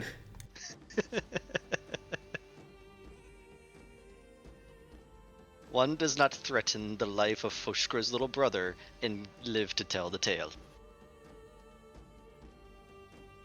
Your little brother's fucked, dude. Out of character, and You're in in a character, fell campaign. both out of character and in character, you shut your whore mouth. You're in a fell campaign. Have you been in a fell campaign before? No, but I've heard stories. The only stories we've heard is through Fenton and Reed. Yeah, don't have a brother in a fell campaign.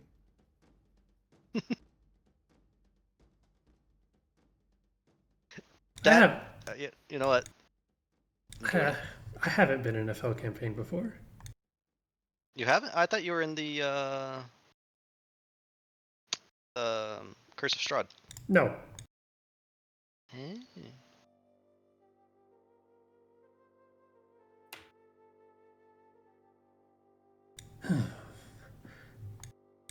So, Reed will take out a bag and start counting coins. If the decision of all of you is to be boring, I have 10 gold pieces. Boring. Yes, I'm happy to be. I have. It looks like I'm down to 8, but as I mentioned, if we have time, I can earn more. I have one. I have gold I can offer. Not much, but I can offer. Go ahead. I can offer. Well, I have 35. That should take care of a chunk of it. This is the only game in existence where someone saying, I have 35 gold is like, oh my gosh, you're rich. That's so much. In Eleskar, when we extended the contract to Estelheim, the guild took 10 gold, but the payment would have been 20 if I was not the one who handed it to them, because they believed that I had already been paid my half. But as it stands, I have, last I checked, 54 gold, 25 silver, 10 copper. Well, then for now, that seems like the best course of action. Fushgra, you have previously noted what you typically intend gold for, but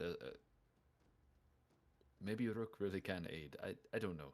There are many unknowns, but for expediency and conveniency, just renewing your contract does seem like the optimal choice. Could we not just put it on some faraway city and then never go there, and then it's just always up? At least for probably longer than we would really need, maybe? I don't know. I don't know how any of these places work. If we were to do something like that, and we paid less than the time the contract is open, then the Crossbloods will still send people after Lawrence for his life or for his gold. Do they put a time limit on the travel? I do not know exactly what their calculations are, but I imagine, if I remember correctly, when one tried to explain it to me, it is something about quality, quantity, and time.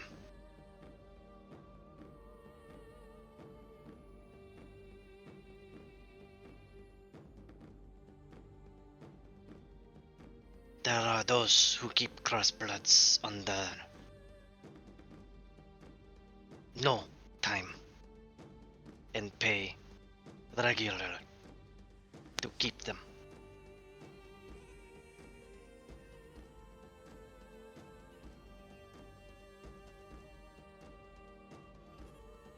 Do you know how much that costs, by chance? I do not. I was never offered those contracts. All this talk of contracts and time and money. Can't we find something more useful to plan?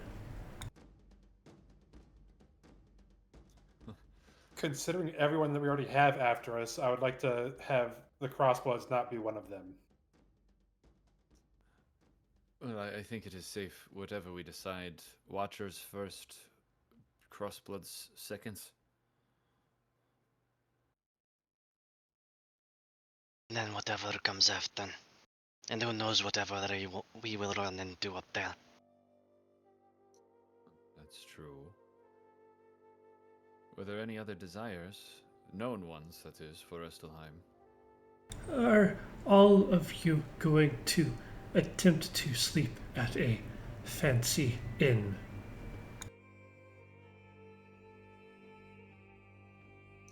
There are many to choose from. I'm happy to earn us a room as I did in Laguz, though I might wish to stay with my family if it is possible. Then we are doomed and will never rest in Estelheim. Why is that? Because every time you try to rest on a comfortable bed, someone makes an attempt on your life.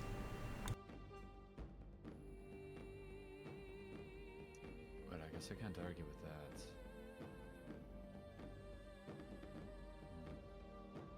We were able to rest in Laguz at the temple. After an attempt was made on our lives, yes. Well then, to the powers that be listening, I intend to sleep in the dirt and snow in Estelheim. Pushker looks around at the camp, at the dirt and snow. They heard you.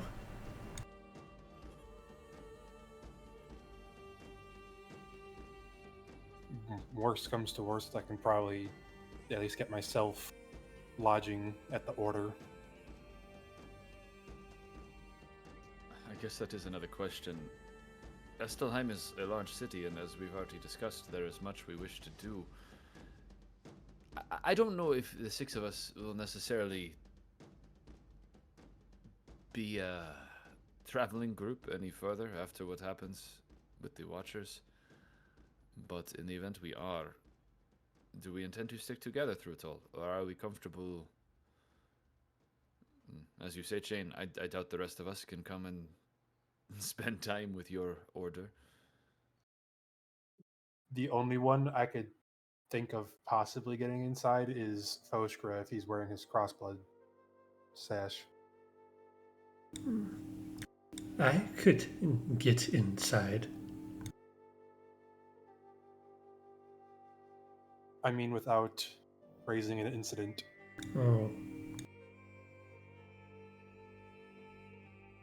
Estelheim is also a city where many of the folk reside.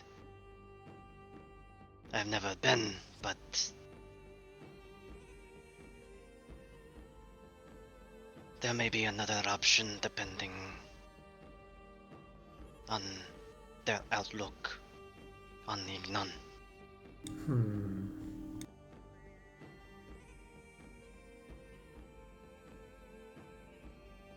The statues in the tunnels between Illusker and Vale were very well made, but they were ruins.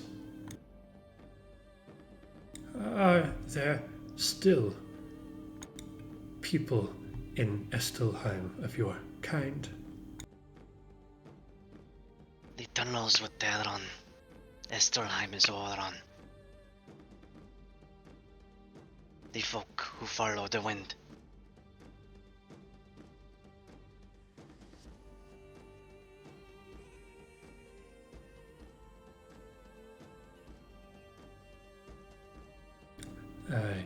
Then we will see how many are left.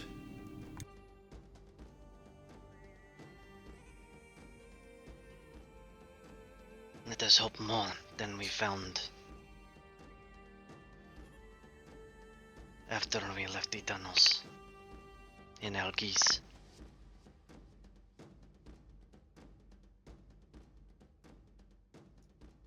Suppose all remains to be seen.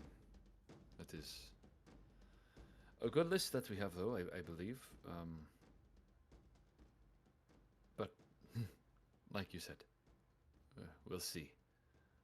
I wish to do an amount of research as well, should I find a chapter of Keepers or a university or something of those lines.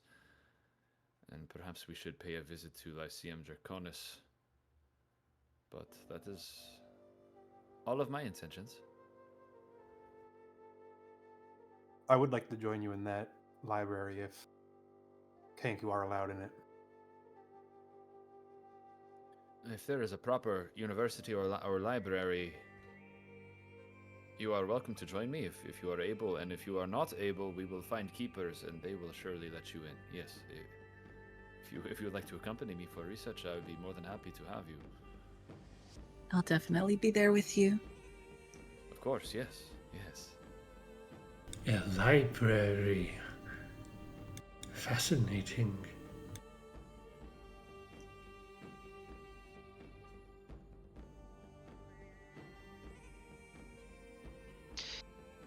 Back to something you mentioned earlier, Fenton.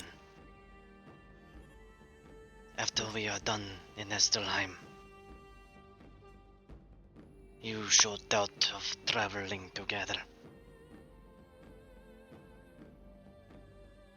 Why is that? Well, we're only headed to Estelheim for answers. That was our mission from the onset. If the answer is I don't know, that we're doing nothing of significance for no reason, do we intend to stay together? I enjoy you all. I think you are all fascinating individuals, but you are also still, apart from the past 2 weeks, strangers. If there is nothing else for us to do, I do not see why we would stay together. Foshwar looks over at Leora. I have one destination afterwards that I intend to see. An invitation from a friend. If we do split, I would invite you, Leora, to come with me. Yeah, I can do that. Hmm. And there is that at least. Split. After all of this, the things we've done, the changes we've made. Only if our story is over. I will not dare of ending it before then. Our story will be over after so long. This is a start. If Eleanor says our part is finished, then I will deny that prophet her words.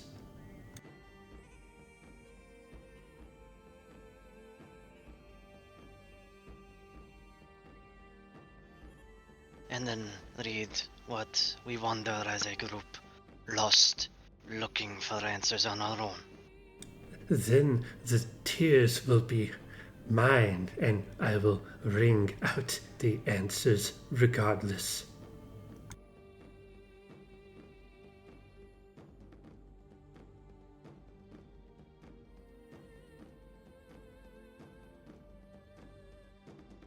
And where would the rest of the tears come from? People, fate, stars climbing up mountains.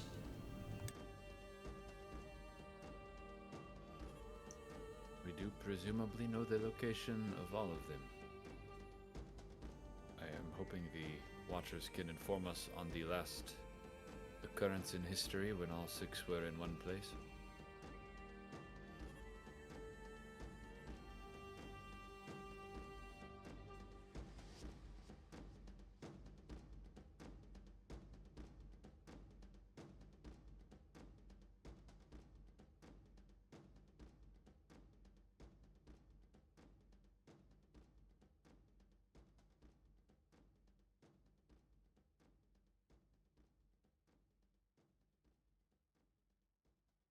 Well, what else is there to say about this journey?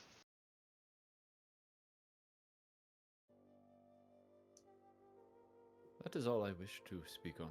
That was... I think it's important for us to be on the same page if we are to be entering such a large city with so many objectives.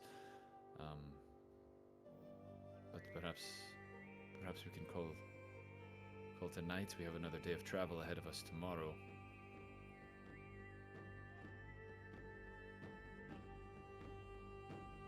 One more thing. When I meet with Rook, Jane, Leora, Lawrence,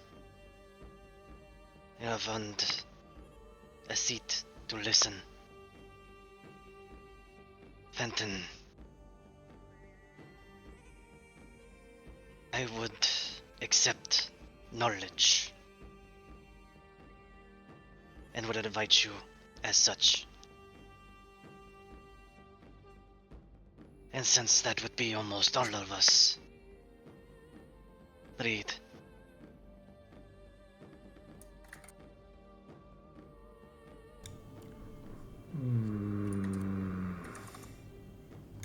and I trust you do not stir up trouble when I am speaking to someone that very well may hold the lives of my people in their hands.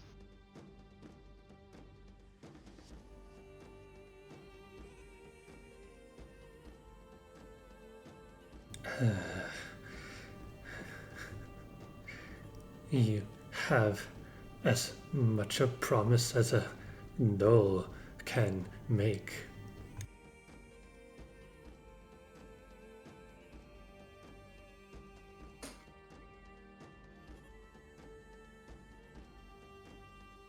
And yet you are still a different kind of knoll, are you not? Changes. So many changes.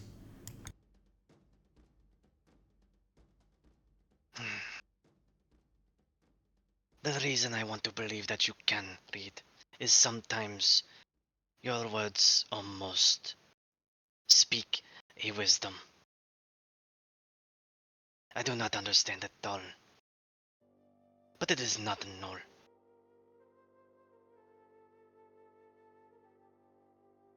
I am not asking a knoll, I am asking you. Yes! Yes! Yes! Then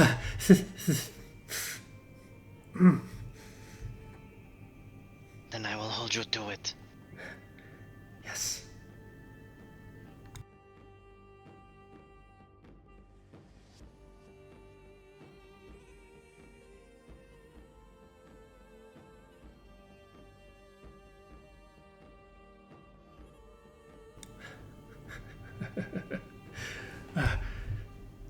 It is a better day already.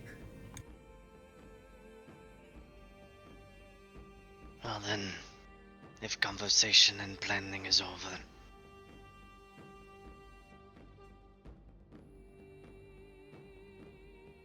Fushker looks around to see if anybody wants to speak up again.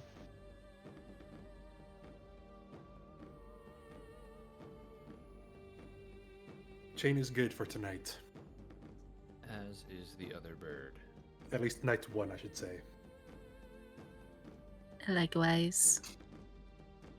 Let's say Fenton here is when this is over is when he'll send to Mauve, but apart from that, that's already done. Well then, Reed. Hmm. I guess I shall prepare the circle. Yes. Foshkra will stand, and unlike with you, Fenton, he's not going to find a spot far away from camp. He's going to find a spot relatively close but out of the way, still in view of the campfire, where he then uses bonfire to melt the snow, so he may draw a 15-foot diameter circle.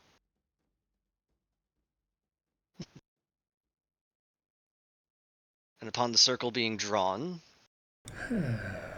he will again ignite it until there is a layer of blackened dirt on top of it. Tell me, Foshkra, is it a feeling in your gut to know when a circle is right? Or is it a privilege as an Ignan? From my people, Reed, a circle can be many things. It can be a place for you to test your strength against others during a time of celebration. It can be a challenge of Annan. To face one and not need a risk your life, not need a risk your flame being burnt out. It is a place where you are supposed to be truthful. So if you have a grievance, if you have an anger at another, that should be settled with words, then this is where we do it. My people do not have the luxury of being so many that we risk our lives needlessly. And so we do this.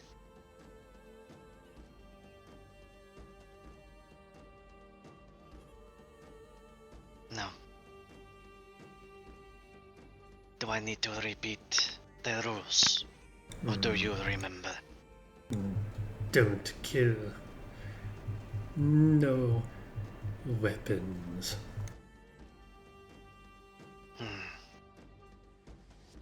And no one can force you to enter.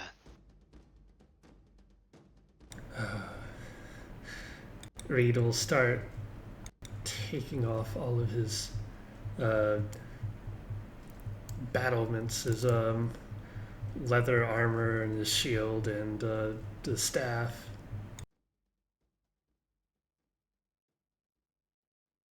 And Foshkra will step over the line of the circle and stand on the opposite end facing Reed. Reed will take a moment to breathe in.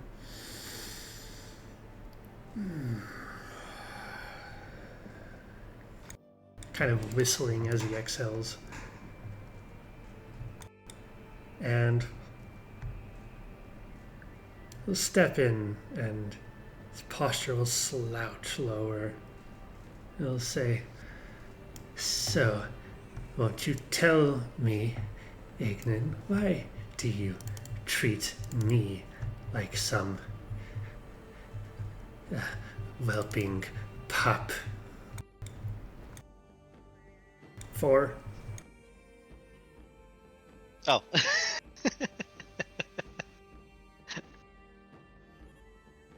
I was not expecting initiative yet.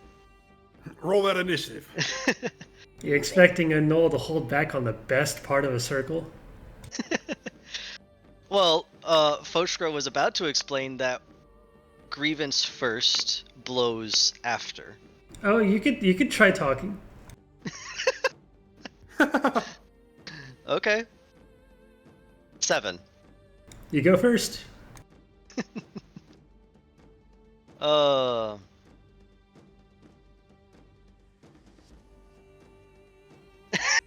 The party is done.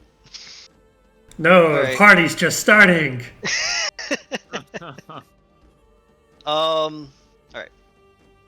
So, before Foshkris starts his turn,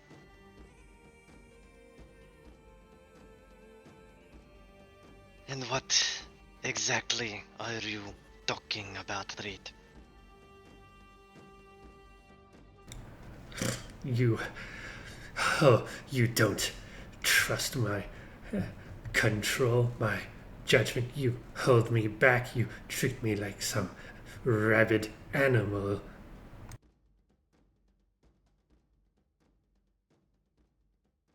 If you are thinking most recently of the inn in Lagoose and the whistler who was after Jean.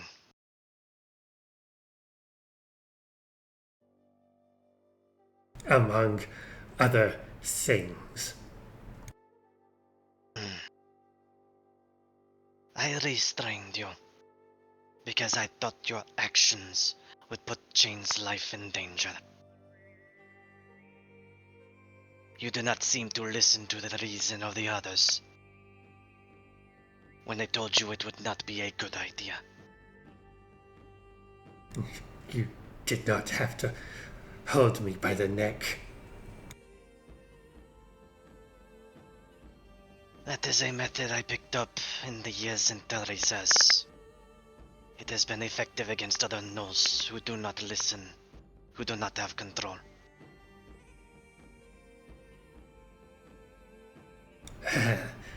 That is my grievance.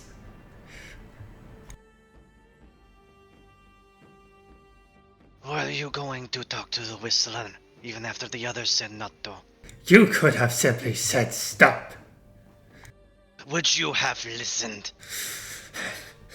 Yes! I would have tried. And if you did not succeed, if you ran out into the hallway, if you ran up to him,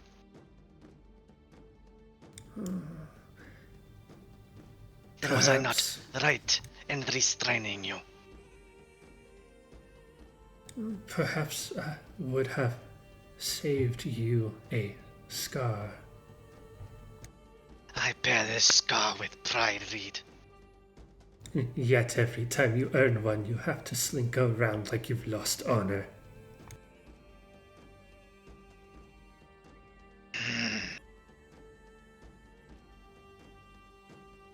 I did Aye. not slink You from strong. this. My Uh, flame flickered and dimmed with this blow. And I did it to protect Jane. I do not regret it. I do not regret this one. The dead spot. For I did the same. Then why, mope, why do you display your hurt like that? Like how? Like limping because I had a hole in my side. I saw you, the doubting in you. When? Why is it when you get stabbed you think you're not strong enough, but when I say you aren't strong enough, you're so eager to prove wrong?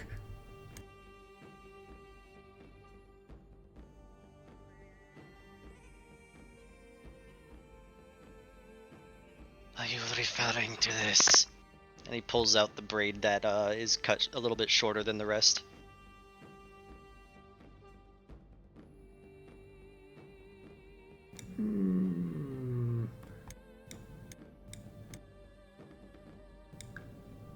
I can assume the meaning of that. Yes. What I severed, Reed, was the mark of my clan, believing in my strength. Yes, I cut it away. Because we faced bandits. And I almost died twice. Bandits, Reed. I have faced them countless times in the sands. Countless times in Terisas. Many times on the road. But two. Just two. And my flame was almost snuffed out. Then I changed my grievance. Not that you're moping, you just lack common sense.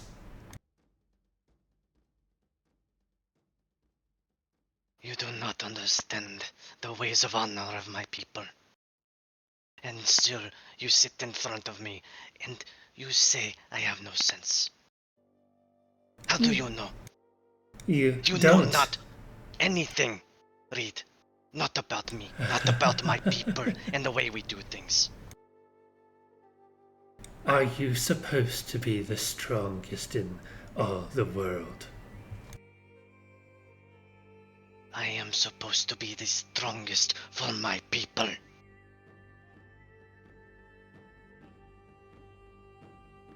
That is what they test me with.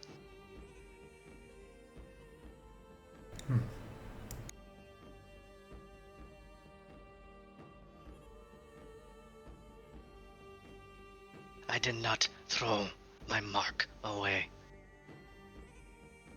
for I intend to earn it back. By being the strongest. Yes, You will have to beat gods. first I will settle for the two who brought me low. No. First, you will settle for me.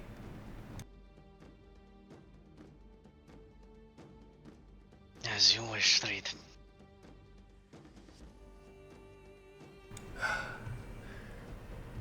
May fire burn your path. And that is when Foshkro will rage and conversation will end. Okay. As Foshkro rages, you see that fire glow from under his chest and travel down to his tail. Ah, fuck you.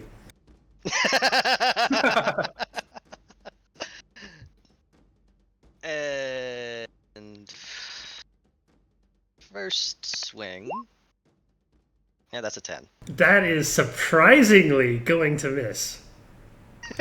As Reed just like rolls the blow and bounces off his shoulder. All right. And second one, 16 That one will hit. for 7 points of damage. 2 of that is fire. 7 points of damage taken. I do not yet take extra damage from fire. Thankfully. By the way, your that tail has a 10-foot range, and he is hitting you at max range. Uh-huh.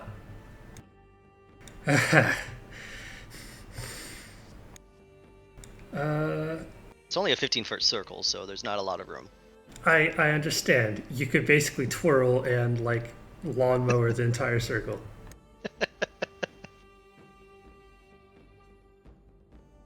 So, Reed, as his action, going to use Wild Shape to activate the symbiotic entity, and it's a lot less colorful and a lot more kind of dark and viney and moldy than it used to be. Okay. You know what else has a 10-foot range? Symbiotic entity. Symbiotic spores. So make a con save, which I know you'll succeed. We'll see. It's up to the dice. Oh, Which I know you'll yes, succeed. I do. Okay. And as my bonus action,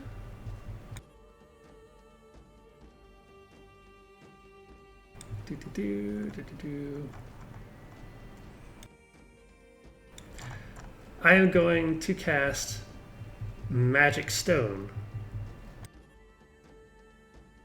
And because I'm not in 5 feet, I don't have disadvantage on this.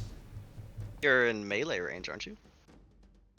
Because you're in melee range. That's my melee range right now.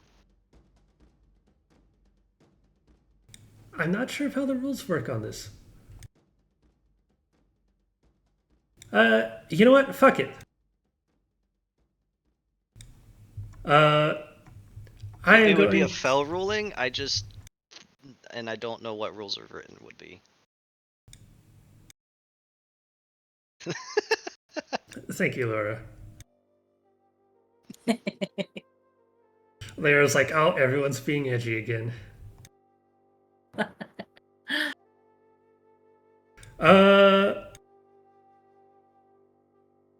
Let's see. I am going to cast it, and Okay. I am going to make an attack. As not it.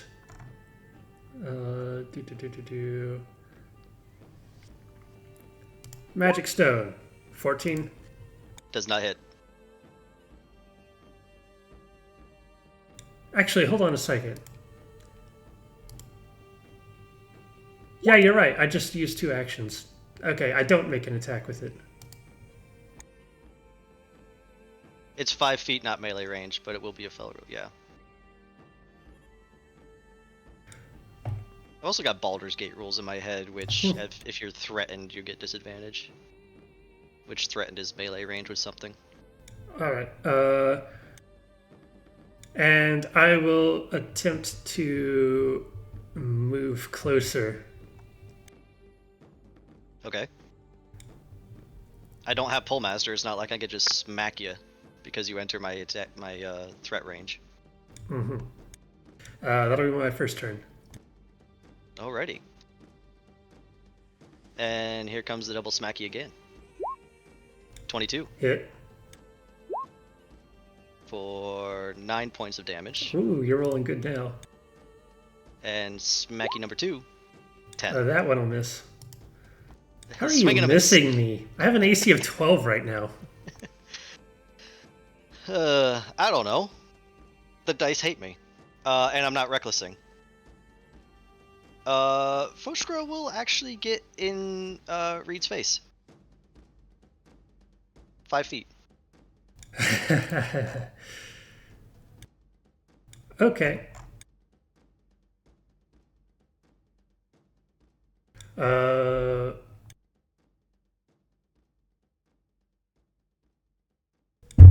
see. What Reed will do.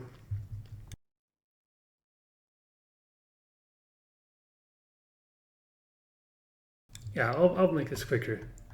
What Reed will do is channel some negative energy into one of his hands and attempt to inflict wounds. Okay. Let's see if your tail comes into play. We'll see. Roll your attack. 16. Ooh, that is my AC. So yeah, I'm gonna roll that D8. I'm pretty sure it doesn't matter what you get. Smack your hand away.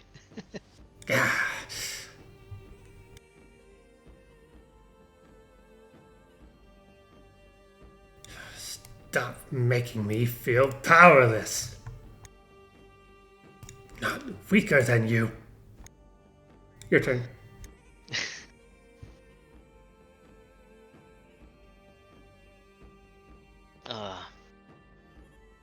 And before Foshkra attacks, he will respond to Reed by saying, Win or lose, Reed, you are in a circle. You have already earned your honor. Proven strength. And 20 Oh, for 8 points of damage. all right. And 14 Yep. for 13 points. Okay, so that's 7 temp HP and 6 real HP. That's all Foster's doing. He's just getting swinging bludgeoned. his tail around. Who Go ahead, put Reed. who put Reed in the food processor? I'm not using claws, so you're not getting shredded. You're just getting blunt force trauma. Oh, that's fine. And the potato masher. The pear wiggler. No, not the pear wiggler. Oh, is it my turn?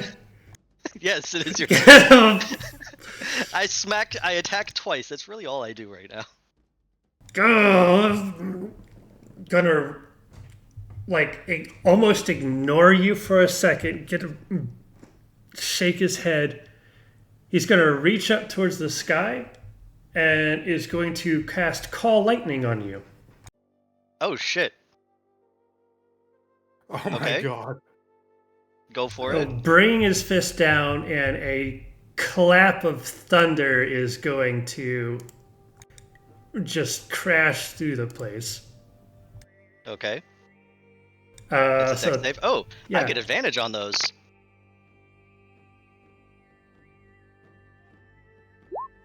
$19. Okay, so you take half. Okay. Half is so 8. 8. All right. Yes. 1, 2, 3, 4, 5, 6, 7, 8. Yeah. So the lightning comes down, and you see it kind of like crashes down on Foshkra, and his scales kind of like sizzle a bit more than usual. And he kind of rolls his shoulders and is like, That was good. "Is that your turn?" Yes.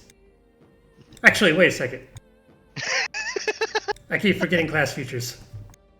Oh, and I'm gonna need to make a Constitution save. Yes. 24. You are simply too good. Take your I am turn. too angry. It's All all right, sizzling against you. Let's see if you can keep the concentration on that. A 10 again. The fuck is going on here? You might counter pretty much everything I do, but you're not rolling. 14. Okay. It's. Ooh, 13. Another 13 points of damage. All right. And roll your con save to keep that spell going. 12. Um, I think it's 10 or half damage, whichever is higher. yeah, 10 or half damage. So you save, you keep the spell going. It's okay, I got more spell slots. That's Foshkra's turn.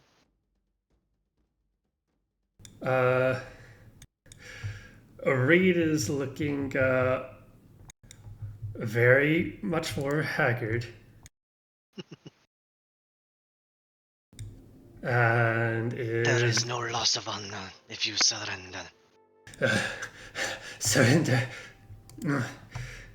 No. Why? And Foshkra will smirk when you refuse. Why would you ever ask me that? Kapang! Holy shit! Ooh, Almost that's max. a lot of damage. Alright, let's see if I make the dex save. 13. What's 13? Whew! That's a spicy meatball. That was almost max roll. Alright, that one hurt. That one made, like, when that one hit, Foshkra's whole body kind of, like, tensed up a bit. And you see, like, scorch marks going down his scales from the lightning. I am in control. For how long?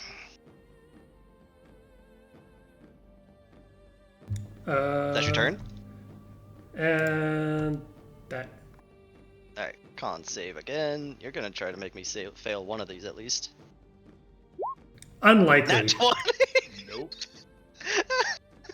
So, interesting odds there. Your 2 turn. nat 20s in a row. Can we make it 3? That hex. Please do You know not what? crit me. You know what? Fostra's gonna reckless this one after getting hit by that spicy lightning. I imagine that hits. Oh, that's so close. For 12 points of damage. Oh. 14 hits. Yep. For another 12 points of damage. Oh. Reed's haggard on like 2 legs and a fist.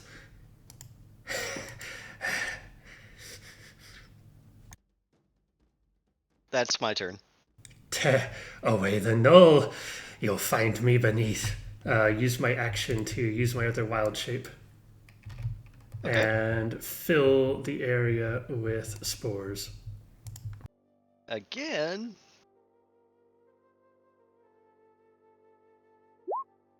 $18. Yep. Go ahead, your turn. That's it? That was action and bonus action? Yep. Oh, your con saves for lightning. Oh, yeah, you're You right. got 2 of those to save against. 24. First one saves. Nat Ooh! 1, so it's down. It's gone. Bye-bye, lightning. Guess what you'll see Alright. next turn. More lightning. Alright, here we go. Uh-huh. For 10 points.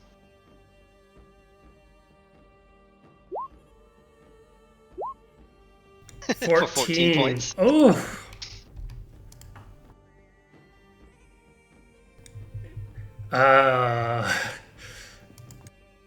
Shit.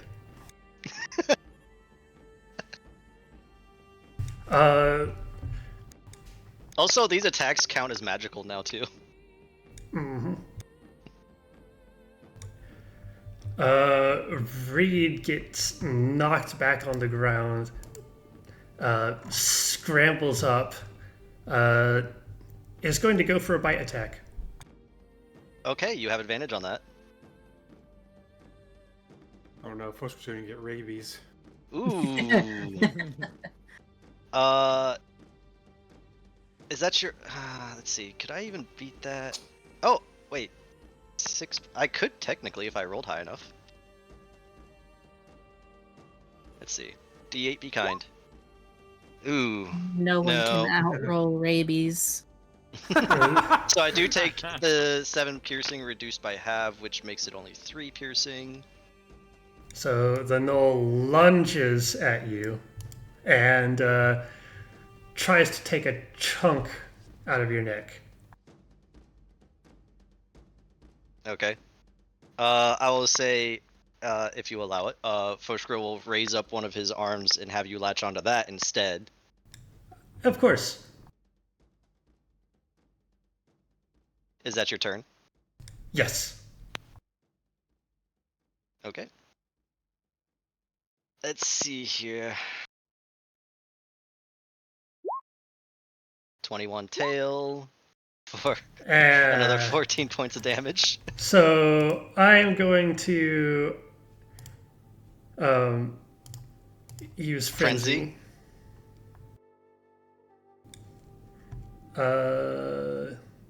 So I am at 1 hit point with 1 level of exhaustion. Okay, that was only 1 tail.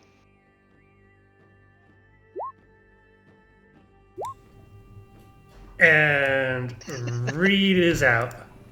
So, as Reed grabs onto my arm, Foshkra takes and kind of just takes his arm and slams it down in the ground to try to shake you off.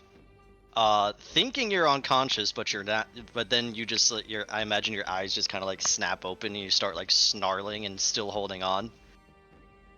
And then he's gonna do like some sort of weird ass cartwheel, and his tail's gonna come around and fucking smack you in the back of the neck. Kind of flops into a gangly pile on the ground. And with you on the ground, unconscious, which the tail would do anyway, because tail is non-lethal. Foshgra will drop his rage.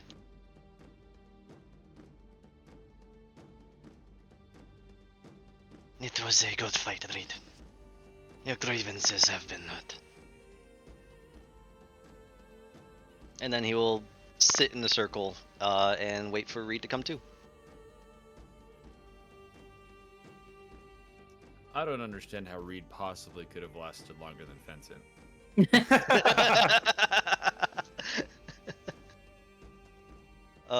So Reed, you got me down to 32 out of 56 HP. Darn. Shouldn't have gone for a regular old bite attack. Didn't know what came over me. It was the knoll. You couldn't keep Sometimes the control. Unga Bunga brain just takes over. Like going after the trudge. Yeah. Unga bunga brain indeed. I will say that while like all this is going on, especially during like the preparation phase and when they're talking / yelling at each other, is when Shane tries working on Donnie's arm again. And the first day is when he rolled a nat 1. So all of the screaming and yelling and airing out their grievances while also Shane hearing about, the Whistler confrontation and how that is part of the grievances. He is using his thieves' tools as stand-in tinker tools since he doesn't have any. And while he's half distracted with what's going on behind him, trying not to pay attention to it, but is very much kind of like forced to pay attention to it, he sets off the firing mechanism, like the hammer of the revolver, but just barely his one of his thieves' tools blocked it from hitting the back of the bullet. And seeing the close call he got with the barrel pointing at his leg, he decides to put it away and crawls into his sleeping bag and covers his ears while the rest of the fight goes on. He's so real for that.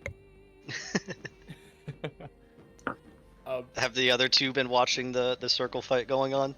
Fenton has quite literally been maybe 10 feet outside of the circle, sitting cross-legged and just watching, and his journal is open.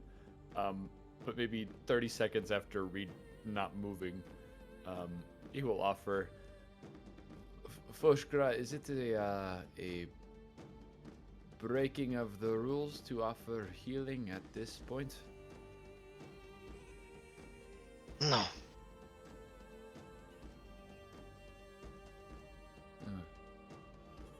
All right. Fenton will strum a little bit on his lute and hit Reed with a healing word. So for the positive energy, my first death save, I succeed. No, you don't need to do a death save. It's non-lethal. You're just KO'd. It's okay. Well, I'm not that undead yet. I was making a joke.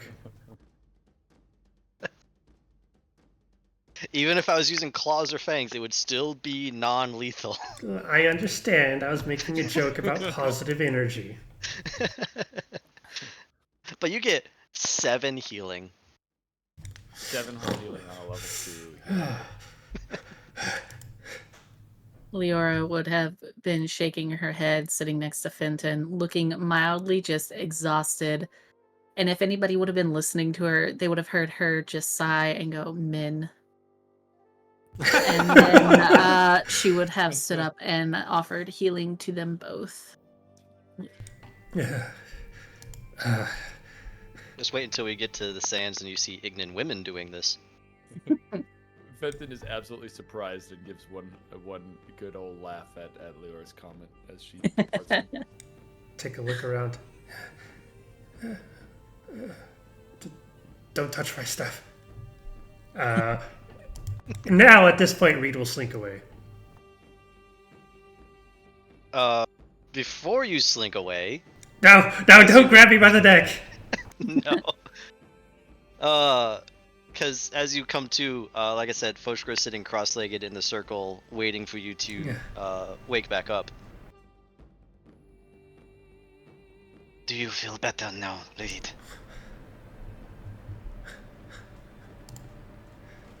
I am not ignorant.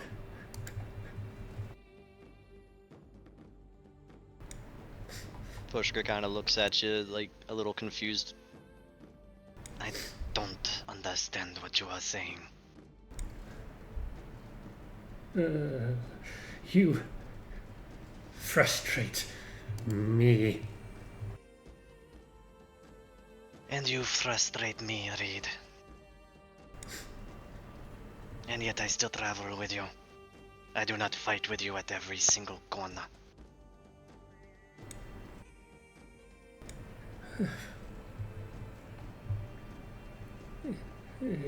In another world, perhaps we do. Reed, I have known you longer than any of the others. When we first met in Teresa's, you were odd. You are still odd. But because you are odd when surrounded by those who are not, they are as they are. I had a thought that perhaps you would be another I would share my name with. Yet it has not happened. Since we began our journey on the Twin Blades, you have done nothing but confuse and irritate me. I try to think about what you say, but rarely does it make sense, and you seem content to push buttons and anger everyone you speak to.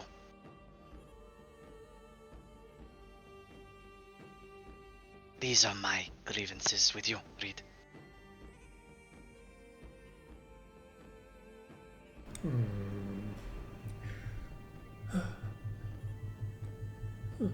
Back in Teresa's,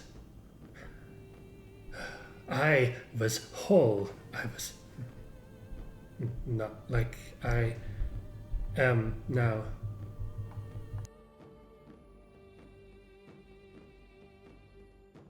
In the way you are now, it makes you be so irritating.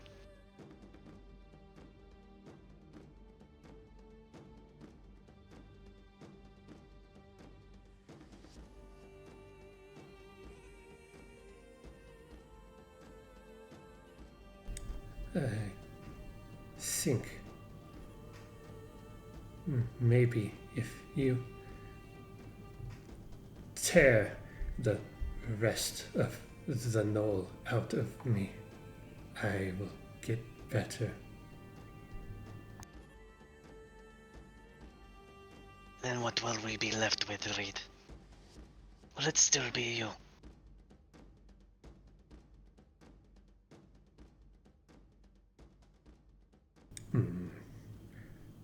You're right. How can I undo the grandfather's curse? What is the grandfather's curse? That every time I see a straight line, I think about the taste of blood. That every time I see something vulnerable, I think about what it would feel like between my hands as I strangle it. This is why you tried to bite Leora. Ah, don't talk about that!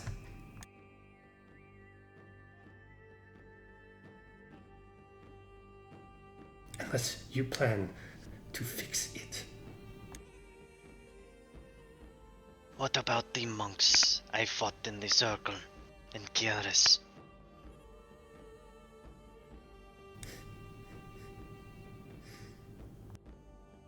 They seem to be trying. The one that led them claimed to have succeeded. Claimed. They can claim all they want, but all of them will fail one day. All of them. You do not meditate away a curse.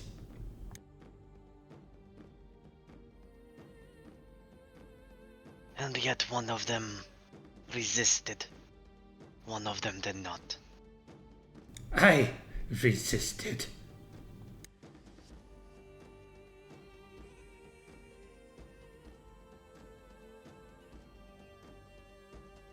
Do you always resist it?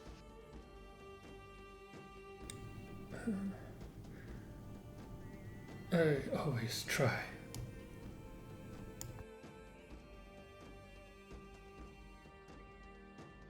Do you train to resist it?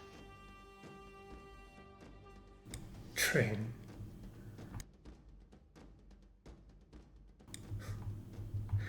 You think train is something I do?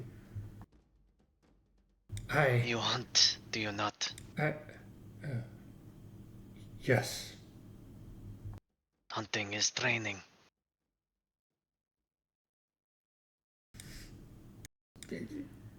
I'm done speaking to you. And why is that, Reed? Because I require rest before I enter the circle again.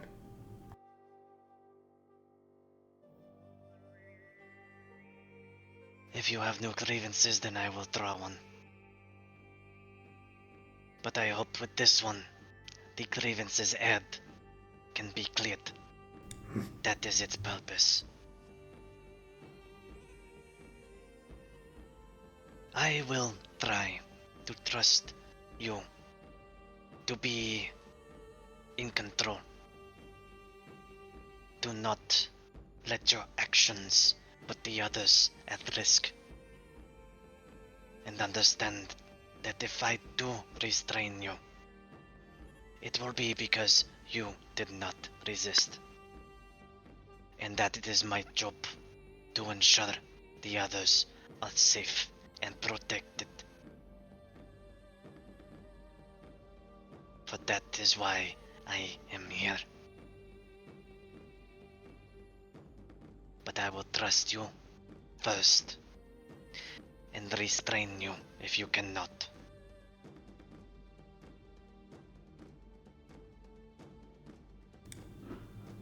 Reed will look down and mumble something only loud enough for Draxus to hear. I'll message you and Twice in one session. Wow. God damn it! Poor No! Paul is No! destroyed. God, we will never recover from this. Look, your name's at the bottom of the screen. Foskra. Hold on. In character. Reset. Whisper something Swallow the words. only Give the for gab. Foskra to hear. And nod like a scolded puppy. And start backing away without turning around.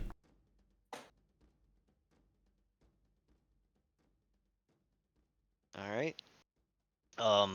As Reed exits the circle, Foshka will stand and he'll say like a couple of words in Ignon under his breath as he steps out of the circle.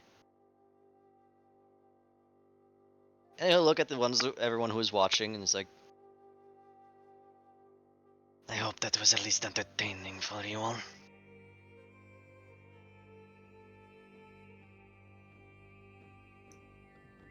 It was. Okay, can Reed finally slink away? Yes, I allowed you to slink away. You and then allowed when- me. Oh, back to the circle. What did we just You talk have- about? Do you have the HP to go back in the circle? I got like a certain number of spell slots and 7 hit points. Plus And you have to whatever you beat would have me in And a gotten. initiative. dream. You have to beat me in initiative and my 32 remaining HP.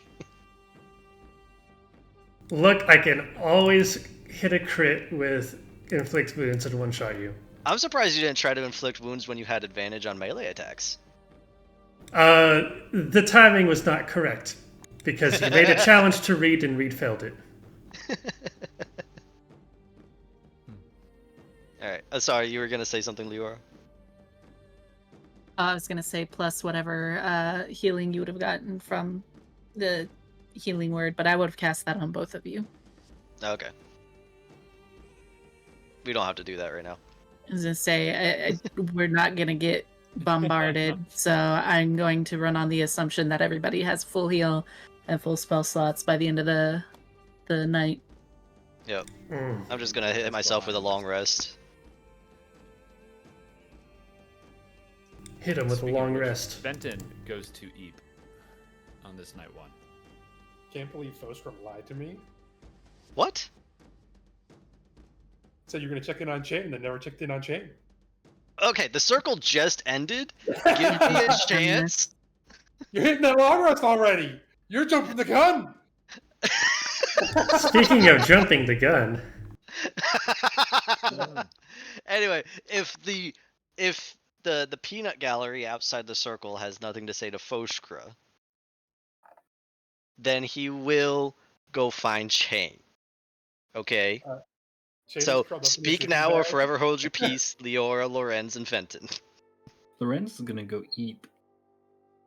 Eepy bat, eepy fox, Oh, eepy welcome bird. back, Lorenz, by the way. I can't believe Reed died. and We then gotta his find a story new began. character.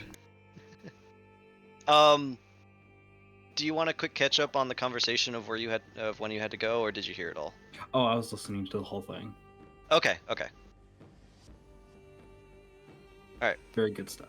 Yeah, fuck you for On- being so real, Lorenz. Just kindly and respectfully fuck you.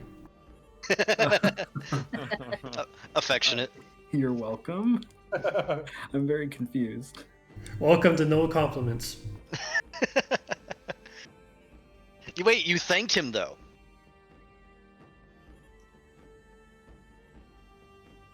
Go talk to that Kenku, you monster. I fried Reed's brain just now. But yes, on to the Blackbird. Yeah, Chain is all tucked away in his bedroll, with his eyes clenched shut and his hands over his ears. Alright, so Foshkra goes up next to Chain's bedroll and just kind of like, Chain, are you asleep?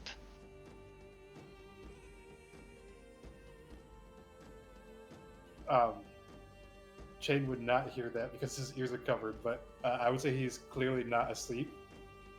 wait, just because from your how ears he- are covered doesn't mean you're deaf. Cover your ears and see if you hear nothing. Bro, if you're sitting here going quiet, like very softly, just Chain, are you asleep? You think he's gonna hear that with his fucking ears covered? But I will say Okay. that from the way that his eyes are like clenched shut, like not just like resting shut, but like clenched shut, it would probably be obvious that he is not sleeping. Aw, he's having peaceful dreams. Excuse me while I gaslight Frost. Motherfucker.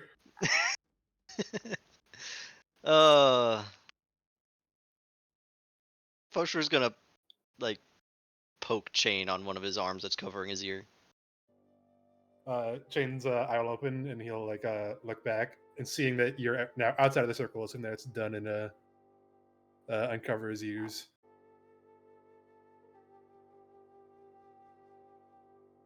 Is there a reason you are laying there, covering your ears?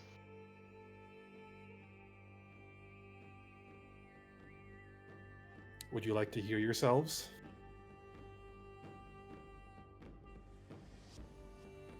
Oshka thinks on that for a second. Has to remember what Chain can actually do. Ah.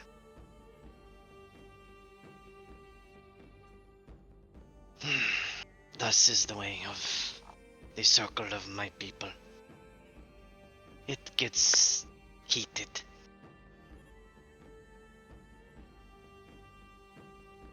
But it is better than trying to kill each other.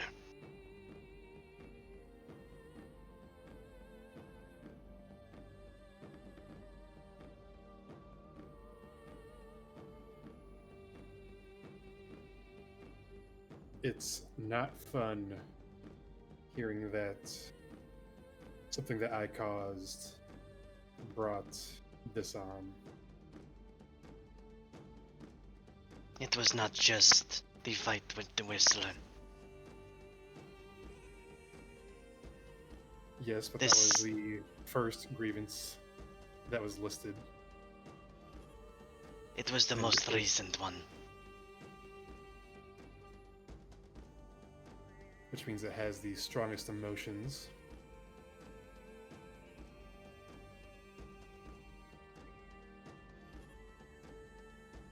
And I From caused what? it nonetheless. From what Reed said, and he changed his grievance. And no, it was because of me cutting a mark from my hair. After the fight with the bandits in the forest. That is what he changed it to, but initially it was because I treat him like a no. During a situation that I caused.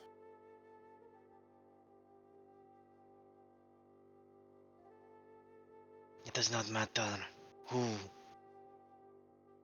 caused what. I would argue that you caused nothing. That it was the Whistler and his inability to let you go that caused it all.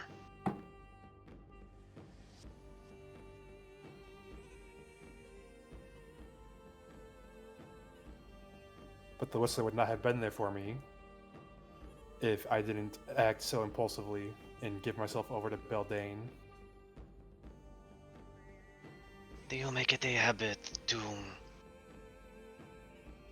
nitpick every little mistake you make?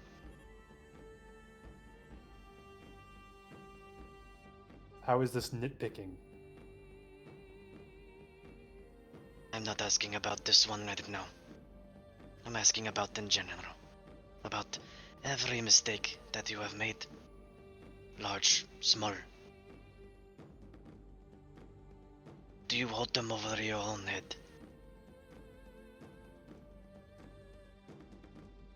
I didn't think I made very many mistakes until fairly recently.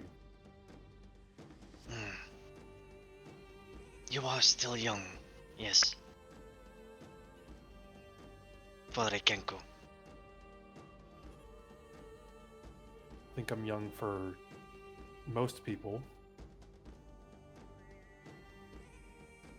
But This is Lorenz alright. the same age.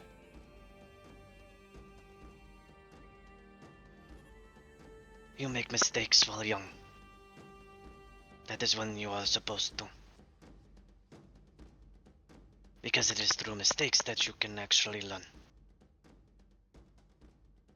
And you learn important lessons that you hope to maybe one day say to one who is younger than you before they make the same.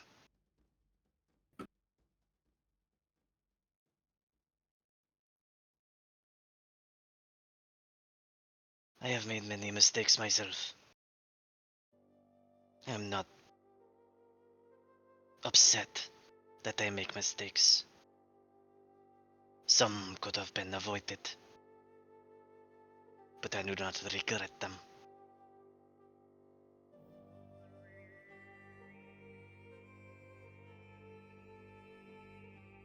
I just learn from them.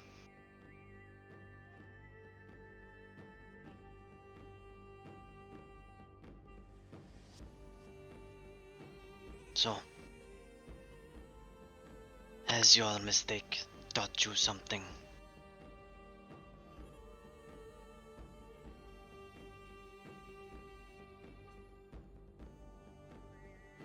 As of right now, the only thing I've learned is that I'm an impulsive idiot.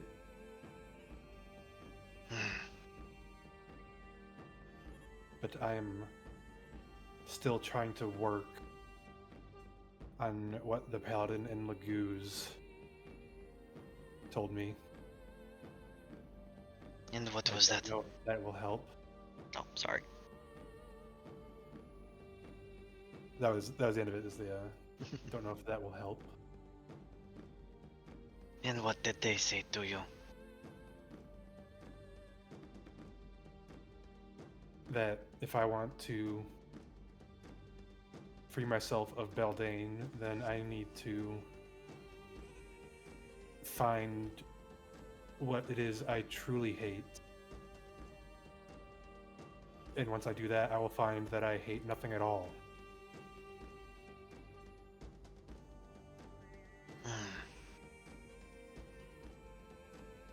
And you are searching.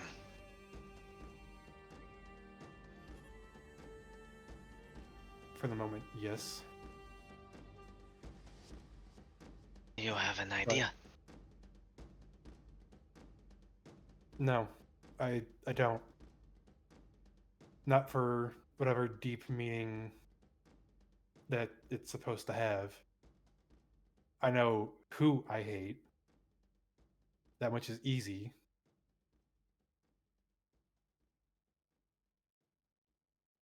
So when I look at them, I don't feel hate going away. I don't feel that I don't hate them. I know I hate them, and I know why I hate them. It's not rocket science. Or no, there's no rockets. Shit. It's not hard to come to. It's not. It's not arm throwing science. It's not artificer magic.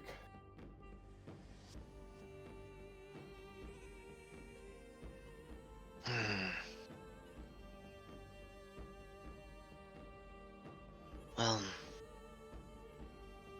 I do wish that I had an positive advice for such a path to take. Only that at least you have one. You may not see the goal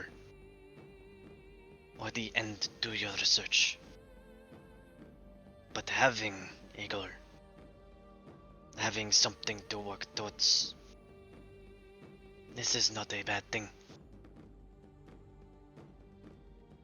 No, I know what I want. I know what my goal is. But this path to it makes no sense yet. Which I know it's been a day or two, but hating things is kind of one of the base Kenku emotions.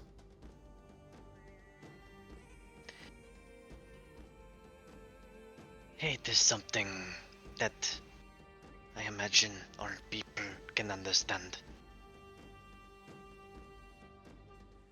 Hate is something that the Ignon have lived with for a very long time as well. I say I am not the best to give advice on letting go of hate. Because hate fuels anger.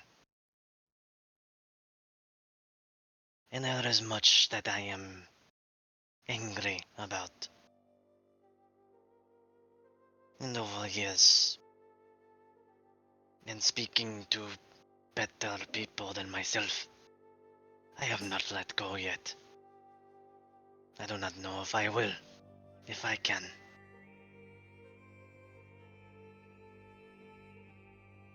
But you have much more time than I do to maybe see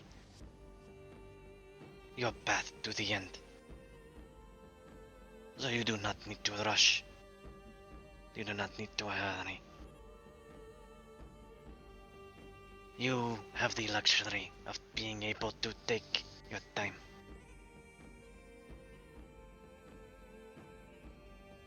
I don't know how much time I have.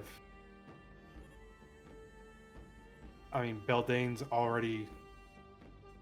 I've already let her in. And so far, I feel like I've gotten nowhere but letting her get a deeper hold on me.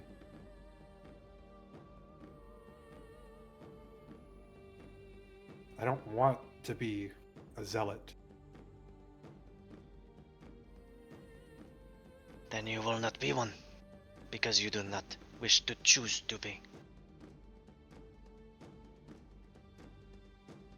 There is no one in this land, Jane, that can sit you down and force you to do something. Chain mimics a sarcastic laugh, like a. People can do things to you. They can try and break you. They can hurt you. But they can never force you to do anything you do not want to do. There are those who break, become slaves.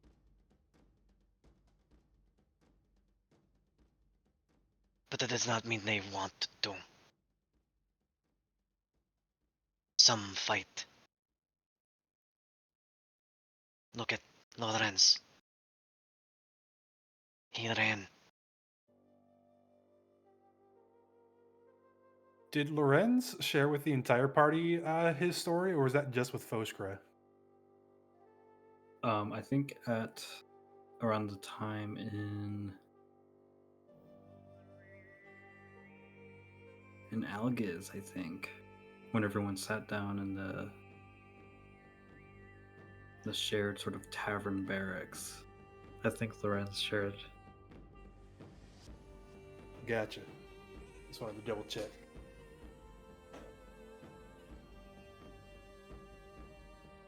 Your points contradict Foskra. You say nobody can make me do anything, but that people can do things to me. You've seen my throat. You've seen my hand, at least. I didn't want any of that.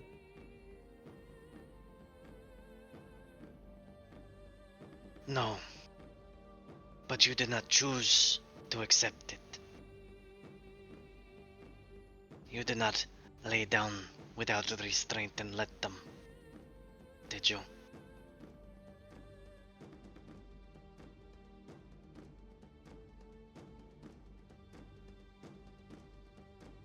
See, Chain's just kind of like looking down between his legs.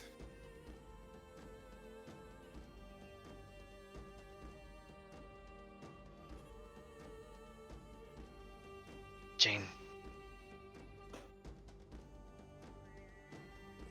I will not make you relive memories you do not want to. I will not push. You have earned that from me. But I want you to know that you do not need to feel ashamed of things that were not under your control. He very sharply turns. I'm not ashamed.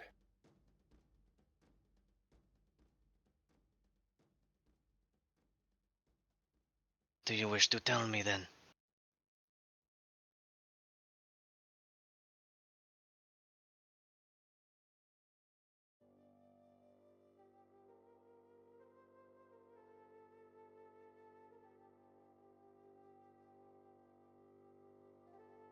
It's not pleasant.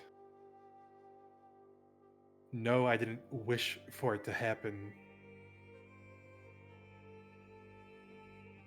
But at the time, I didn't know what was going on until it had already started. So I didn't struggle until I felt the pain. Chain will completely undo the wrappings on his arms for Foshka to see all the tattoos that run all the way down from his, basically from like just below his elbow down, all the way like it's in between and on fingers. Like it is not just like down like on like the back of his hand. It is all over his palm, in between fingers, like on like the webbing down towards his talons. And like Fel described with Fenton, there are scars of runes that had been there and then had been erased and replaced with new ones. And since Fesco's already seen the one on his throat, he'll leave his scarf on at least for now, and but he'll pull up his cloak and his shirt and show the marks on his back where if he was an Aarakocra, wings would be coming out of.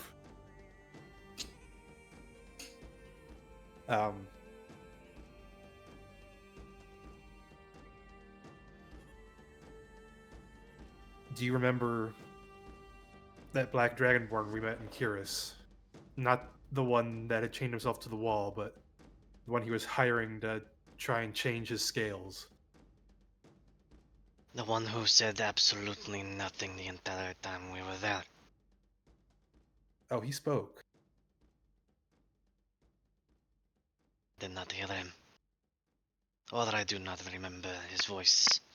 Or his words, for he was unimportant at the time. Chain will mimic Oxlitney's voice to Kritzash. To who? Who is that? Huh? Kritzash. Who? With Chain kind of like trying to shuffle through these memories at the same time, it's not a great mimicry. It's not perfect by any means. There's like a tightness in his throat as he's trying to keep his emotions in check, while his voice is still coming out pretty painfully monotone in that same kind of like common mimicked voice he uses the majority of the time.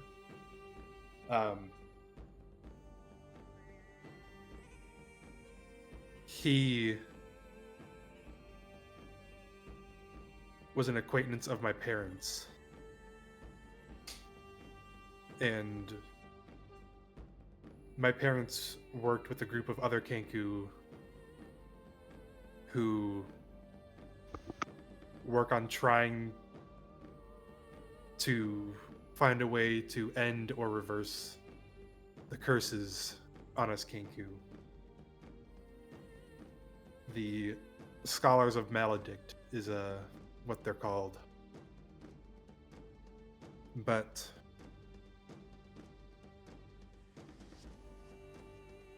Oxlitney, the Black Dragonborn, he started showing up. I can't remember how exactly my parents had first come into contact with him. It might have been while my dad was still involved with the Lyceum Draconis, or his time studying there. I don't remember, but he started getting involved when I was young. I don't know everything that he said to my parents, but I know that shortly after he started showing up is when my parents started, instead of teaching me how they were working on trying to break curses, they started using me to try and break the curses. It started easy enough at first. Stand in this magic circle, hold these items, say these lines. But as time went on, as more and more things didn't work, the experimentation escalated. They first started with drawing runes on me over my feathers, on the bare skin of my arms and my hands. And then they would start to pluck my feathers from my throat and from the places on my back where wings should be, and paint more runes, use different materials, mix and match.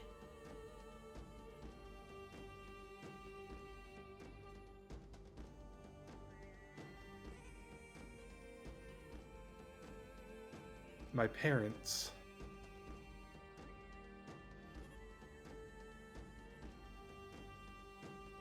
they changed over time.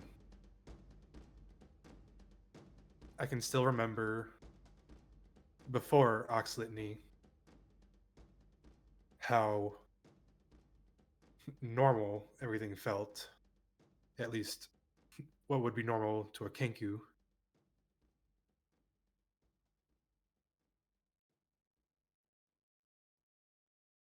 By the time they were plucking my feathers, they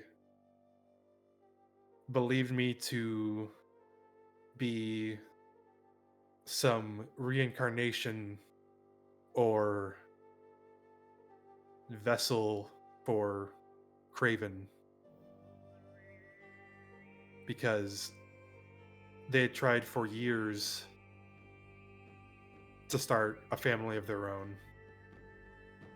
They had gone to they'd scrounged up every copper piece that they could get to go to healers, to clerics, to anybody with a healing sense.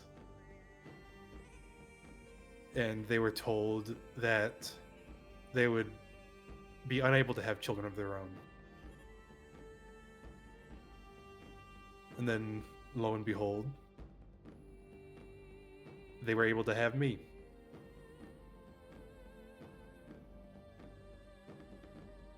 The day I hatched,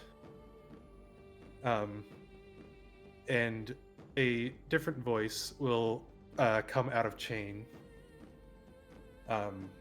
as he mimics the voice that his mother uses most often. So a more feminine voice. Born on the first moon day of the month of Luna, the month of the moon devout doomsayers, in the year of the Raven. And he'll switch back to his own voice.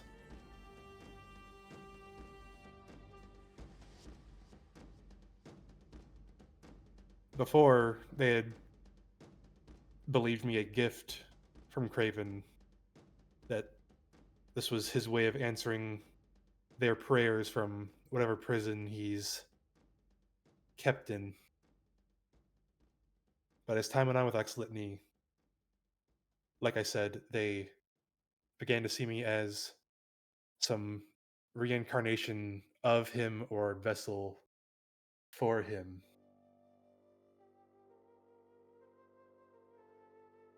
And Oxlitany had told them that maybe The problem isn't the runes that they've been using, but the permanence of them.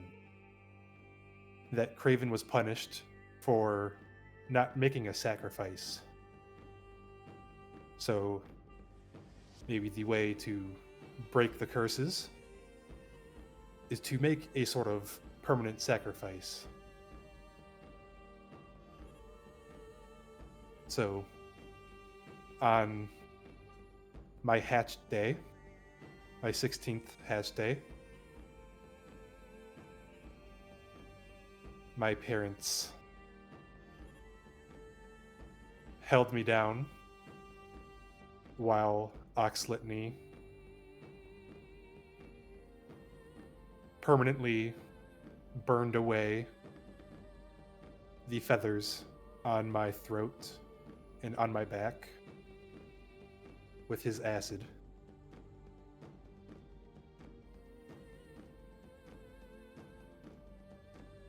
Healing potions poured down my throat in between.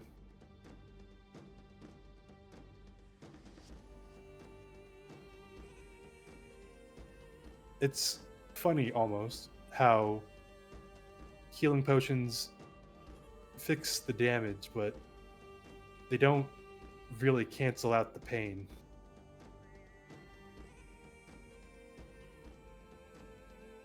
But they then started to tattoo the runes onto me. I don't remember blacking out, but I don't know how much time had passed by the time I finally came to again.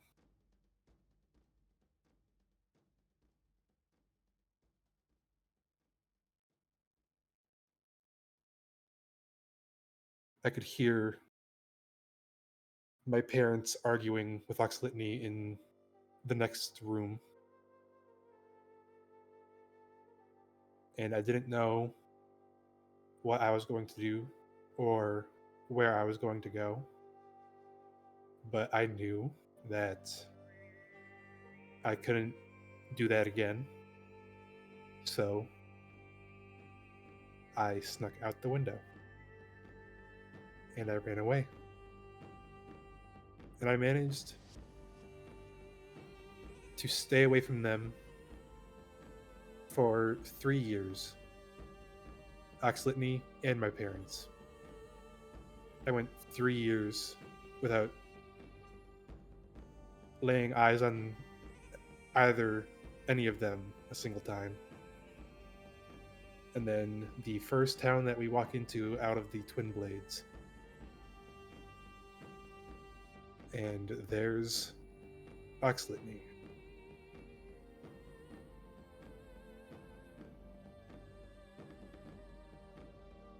So, no, I didn't want it, but I didn't put up any fight either until the worst of what I experienced had already happened.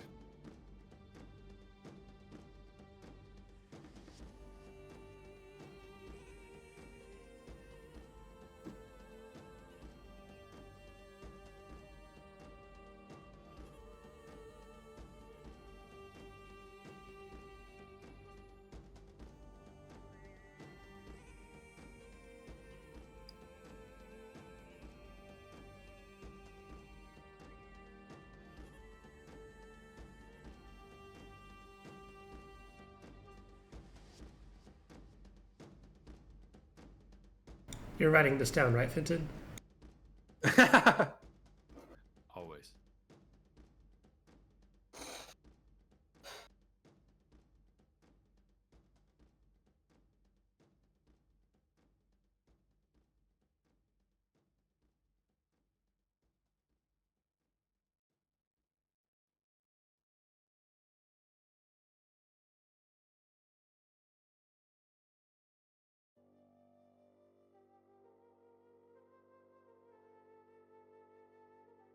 Hmm.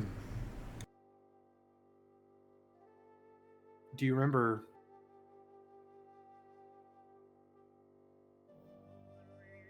what do I call you now? Should I call you Foskra when there are others around that don't know your name? Or can I always call you Kristash?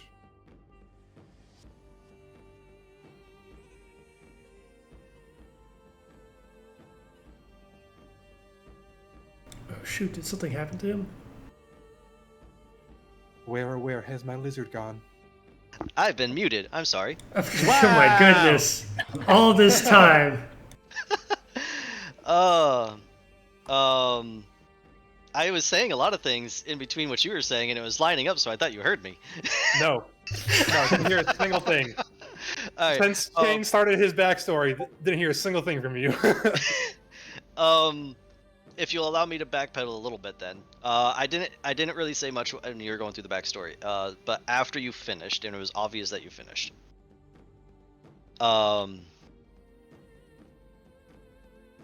So let me get back into that. I cannot imagine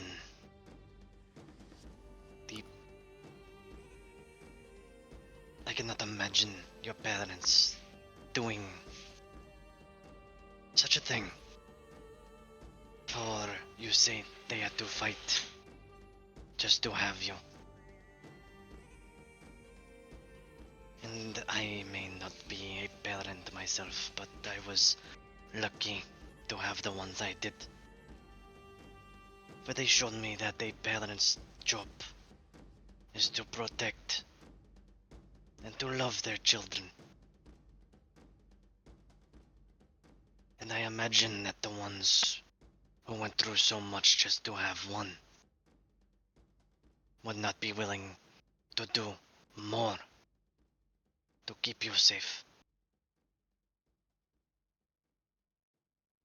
And so I cannot think of any reason of them doing what they did. And the betrayal you must have felt when they held you down.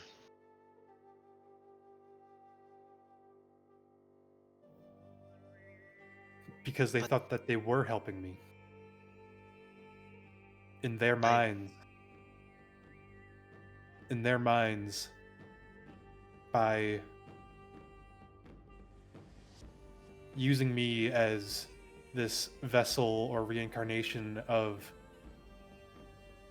a deity that could and would save and restore all the other Kenku, even restore my own body and become this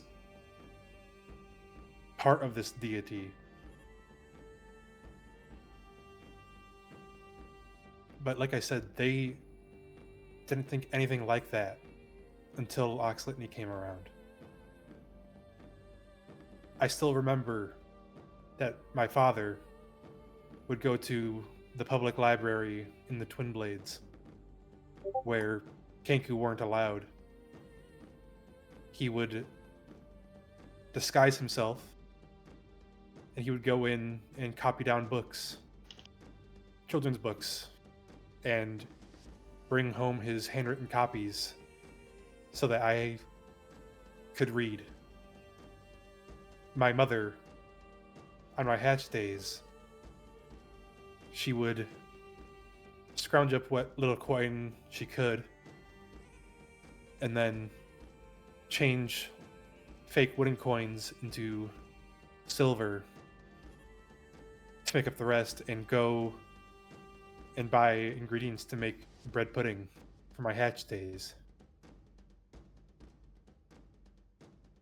My dad had this magic quill that he could summon, and he would go outside with me and let me use his quill in his hand to draw on the street. They were good parents. It's that black dragonborn.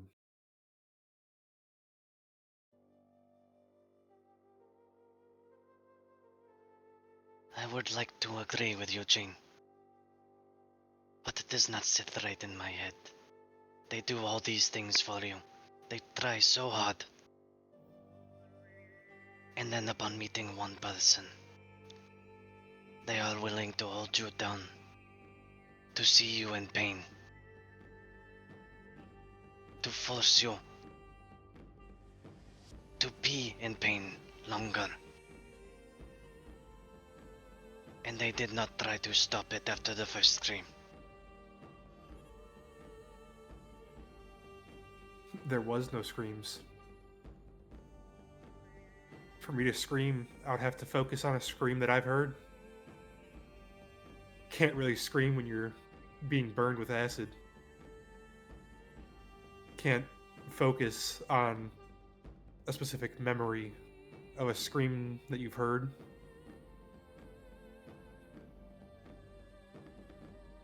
It was just silence, the rattling of chains, and the sizzling of flesh. Could they not see your face? Could they not see the way you struggle? Scream or not, whether audible or not, it was still there. The pain was still there. A parent should know.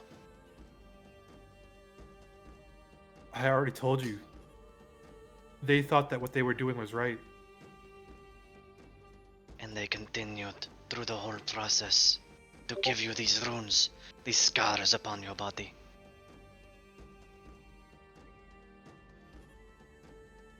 Because they thought in the end that it would work. They thought that this was the way to restore me, restore themselves, restore all the Kenku. To free Craven.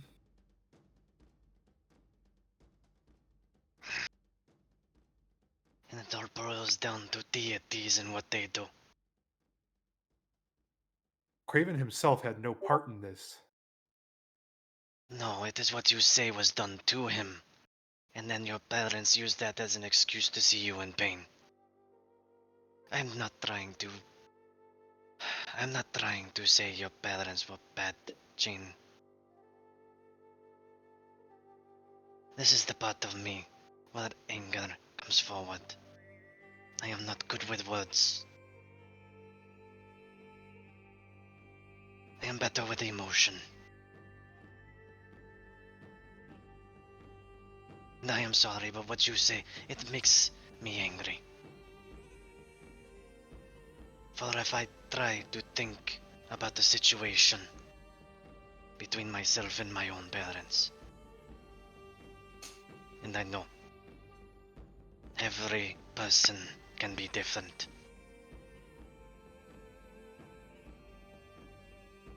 But I know without a shadow of my doubt that if they were to see me or my brother in any pain by anyone else's hand, that person would be dead.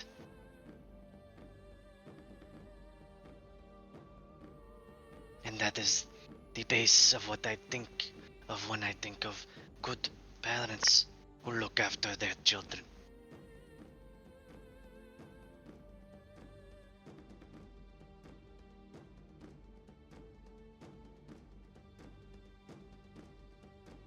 If it was anybody else, they would have caught my parents' wrath too. If it was any situation other than trying for this means to an end.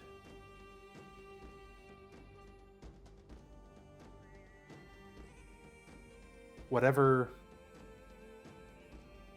Oxlitney said to them, whatever lies and anything else that he fed to them, it changed them. It made them mad. The people that did this to me, they weren't my parents. They had their faces, the voices that they used, their magic. But that wasn't my parents.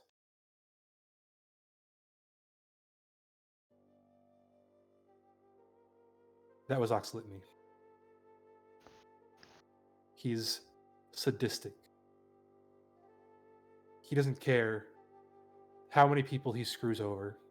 He doesn't care how many people he hurts or kills.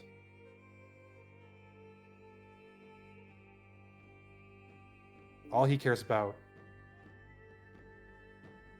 are his hypotheses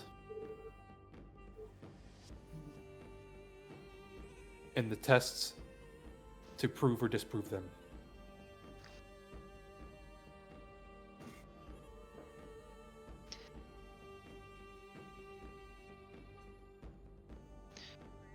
Who will you face first, Jane?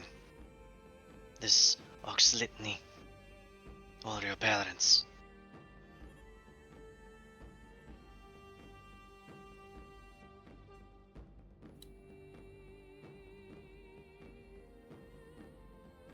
I'm scared to go back to my parents while Oxlitney is still alive.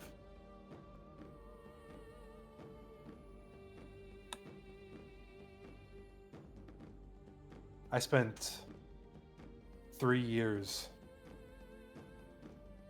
hating him, thinking of how I would kill him. In the moment that I saw him, the only thing I wanted to do was run.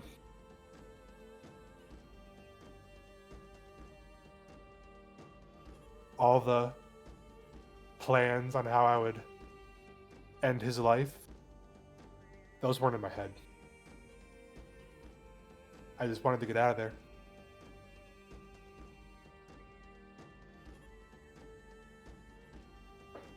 And what if you saw him, say, tomorrow, with the words you have from the paladin back in Lagos?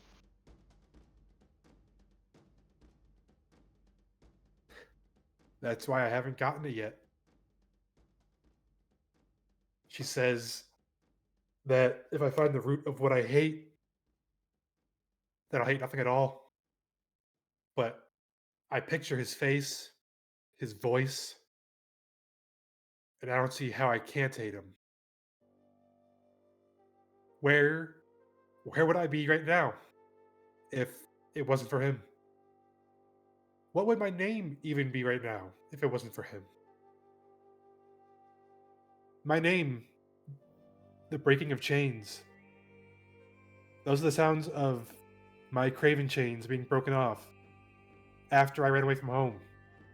So I had one less thing that other people could identify me with.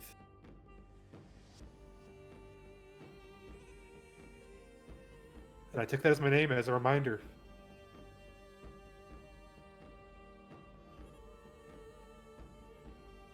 Well, again, I am not the best role model for eliminating hate. But I see that if something is so tied to the emotion of hatred for you, a person, for what they did, and you are now currently trying to let go, but the thought of them says that you cannot. In my head, that person... In my head, they need to die. If they are gone, what is there left to hate? If they are gone, then you can talk to your parents again. Get answers. And I hope, for you, the answers are that they were manipulated or under some sort of spell to make them change so.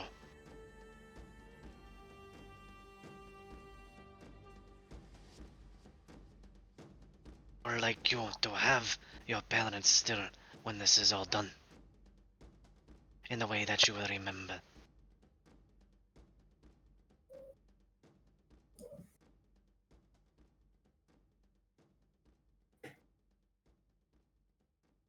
But again, I may be wrong. I am finding that I am wrong more often of late.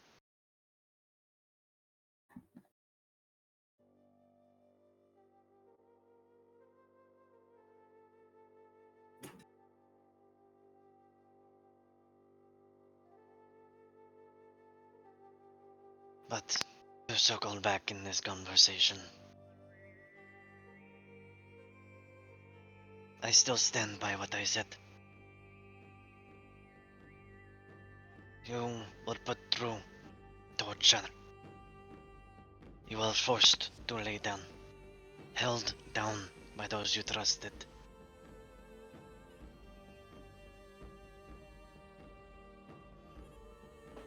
And when you got the first chance, you ran.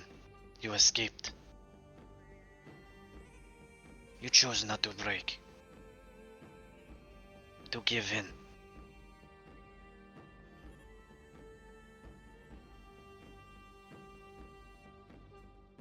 Not at that point. But I did unveil.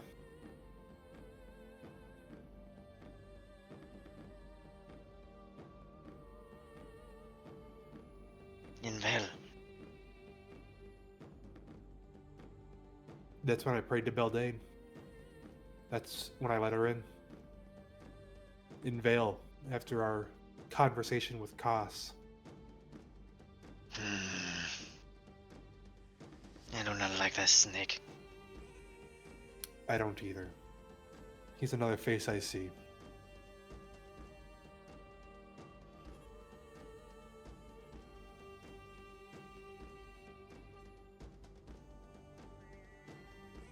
But that is where you made your mistake.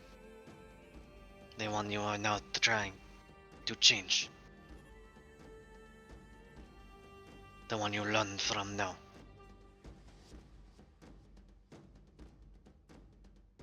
I can't really say I'm learning anything right now. Everything that's been revealed from that moment with Koss onward has been either supporting bad things or contradicting bad things and good things, and I don't know what to believe, who to believe. I just know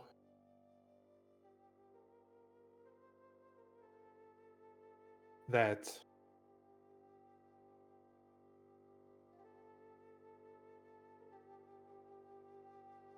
who my parents wanted me to be growing up before Oxlitany. That person in Vale, in Algies, heading into Laguz. That person is not who they would have wanted me to be.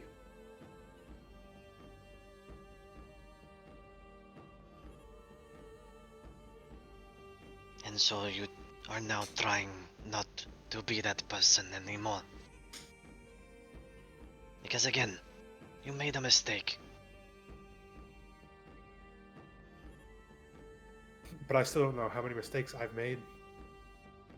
I've been told that the people that I ended up turning to after I ran away from home, the Order, that those people that took me in off of the streets and taught me how to defend myself and taught me everything that I know that isn't based in a Church of Craven or arcane runes,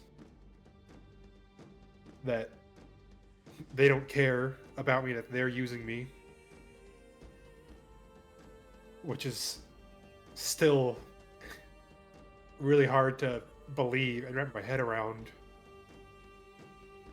considering the 3 years I spent with them, the hours and resources they put into training me to become an effective member, a good member.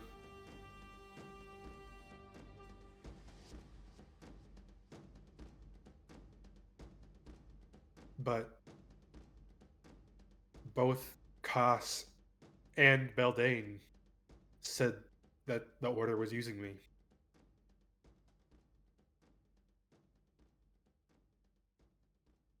Does everyone not use everyone else around them for one reason or another?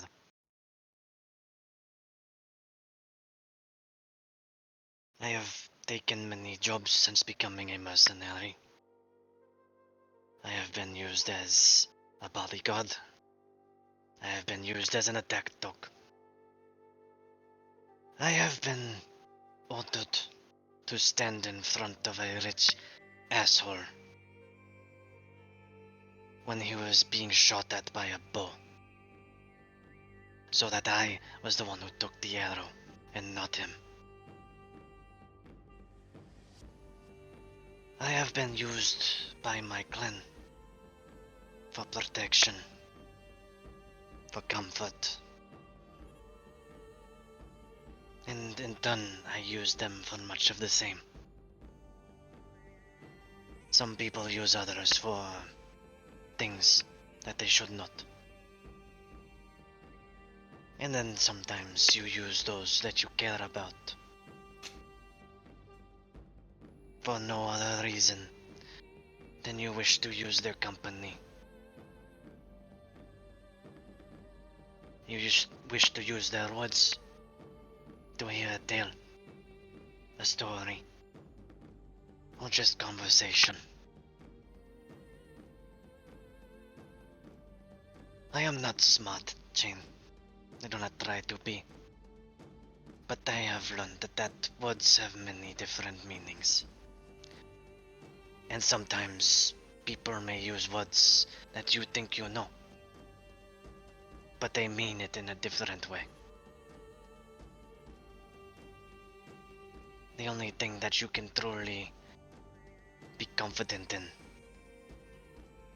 is the things that you know are true, the things that you see, the things that you can confirm for yourself.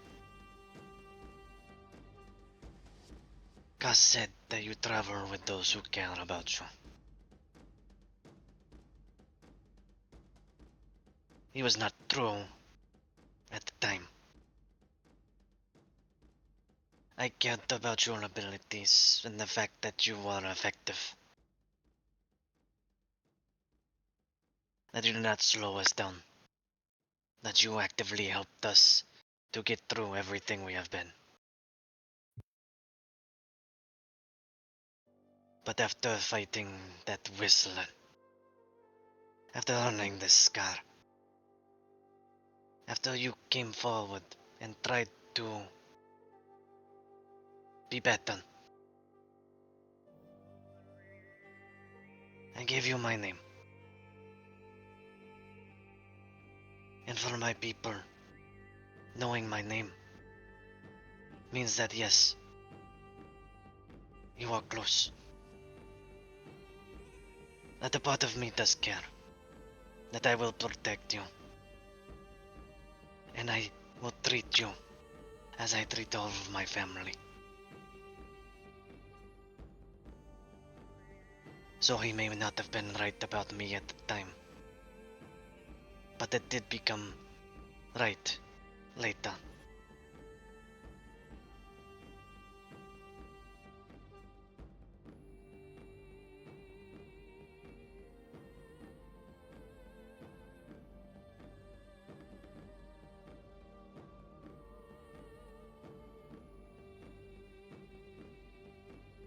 I just wish it was easier to tell who's genuine and who's not. Because at the time, thinking that these people that I've known for a week, maybe two, cared about me more than the people that I lived with, trained with, and worked with for 3 years was almost laughable. But what do I call you now? Do I still call you Kritzash when around people that don't know your name? Or do I call you Foskra around them? You have the right to use my real name. That cannot be taken away from you. You can choose to call me Foskra. You can choose to call me Exik. Or you can choose to call me Kritzash.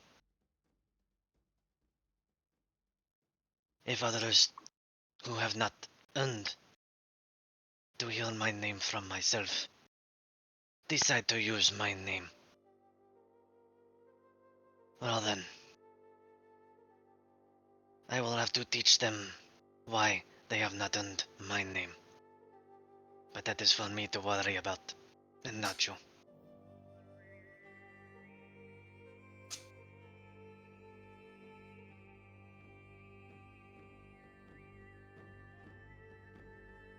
You know, names are a big deal to Kenku too.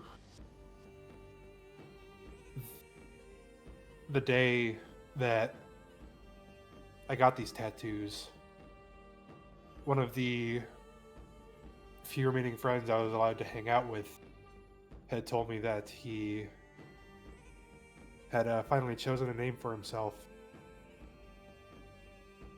and he wanted to show me where he heard the sound. I never got to find out. I don't know what name he chose.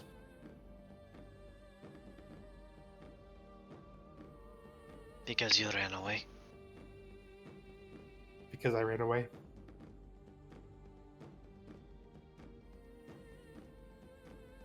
Well,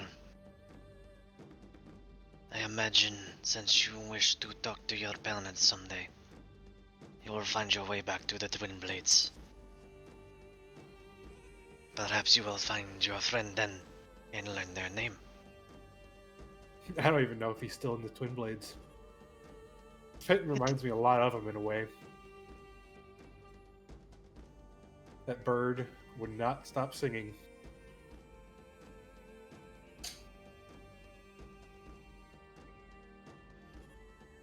Whether they are in the Twin Blades still or not, does it matter? You can find them. You can learn later. Just because you missed something one day does not mean it will be missed forever. Not all the time.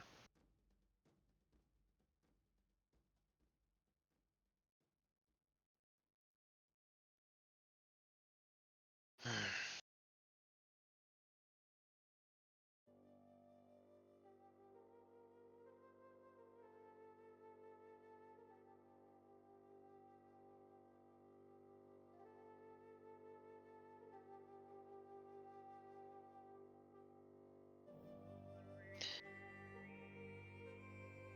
I told you I have a brother, yes. You did.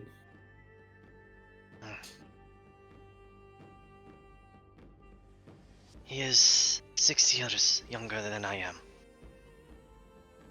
Which, if I do this correctly, he is 24 now.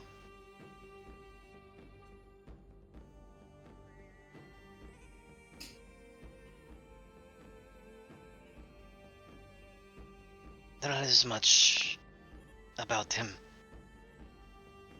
that I think about when we talk, Jane.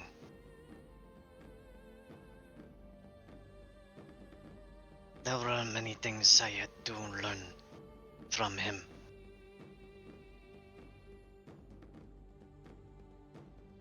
For when he was only 4,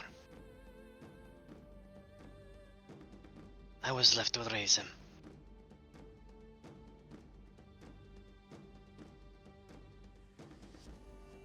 And because of that, I learned much. I learned how to deal with my brother when he was so young. And I was not at my best. Believe it or not, I was angrier than I am now. And because of that, I made many mistakes.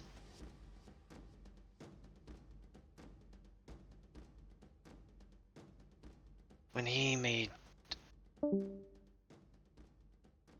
When he cried, when he screamed, when he got angry, I did not deal with it well. I yelled back at him. I fed the anger of a child.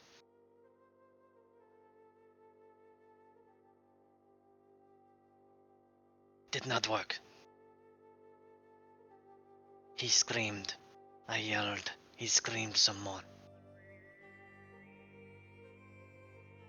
It took the order of my people, of my tribe, to come in, to hit me on my head and call me Toka. Tell me that I did not know what I was doing. I knew this.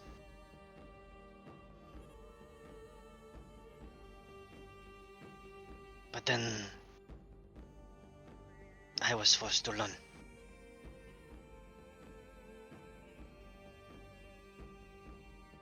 And what I learned from him, I tried to teach him just as much. Taught my brother how to roll a bedroll. Taught him how to make camp. Taught him how to light fire. I taught him how to fight. To be strong. Do not dwell on his mistakes, but to learn from them. No, I am not calling you a child, Jane. If that is what you are thinking.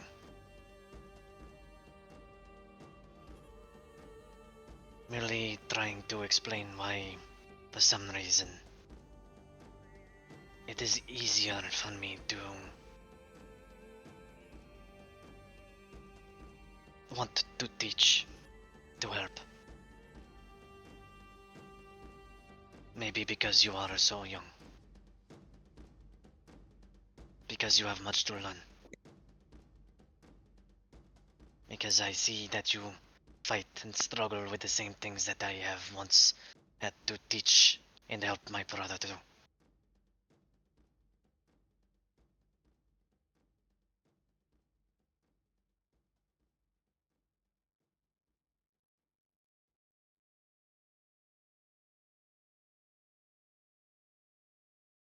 This is something that you'll only hear because you know my name.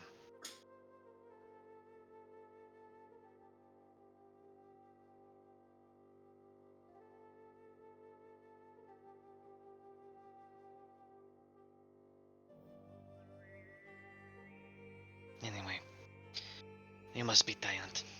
I will let you sleep, and I will take first watch.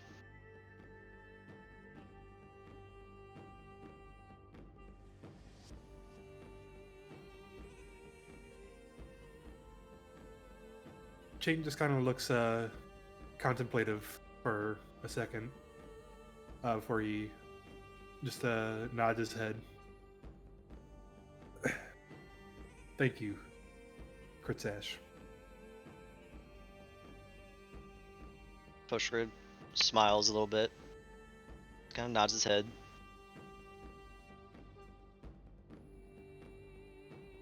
You're welcome, Jane. And if you wish to talk, or if you have anything that you would ask of me, you may do so. And do not fear that I will ever be too angry to listen.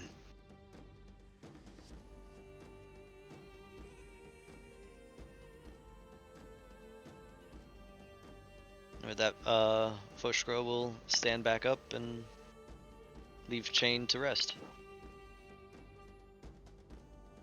Wow, that is not how I expected that conversation to go. Phew.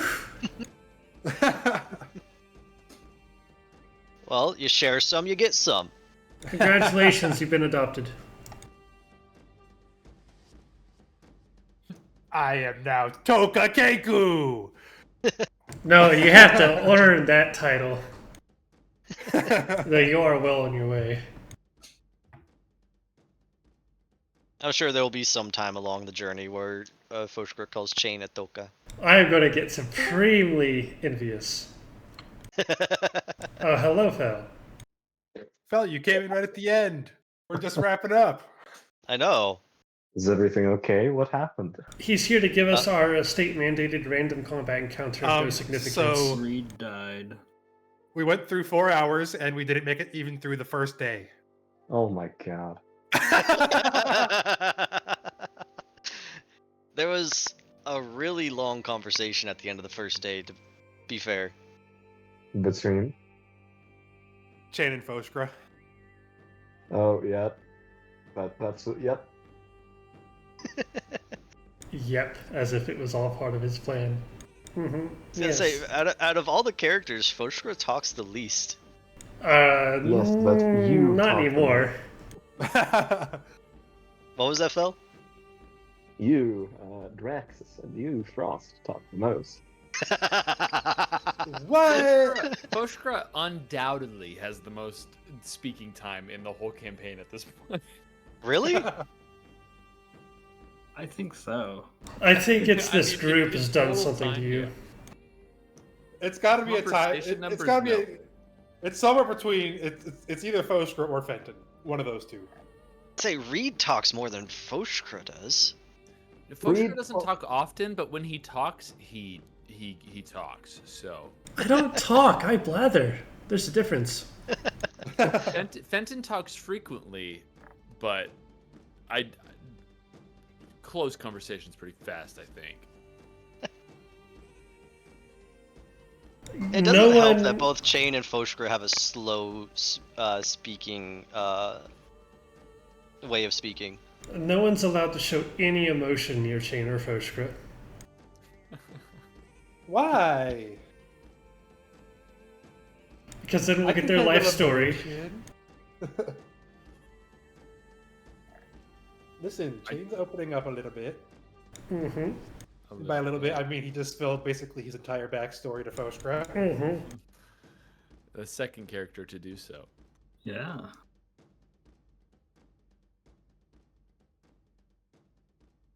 Exciting times we live in.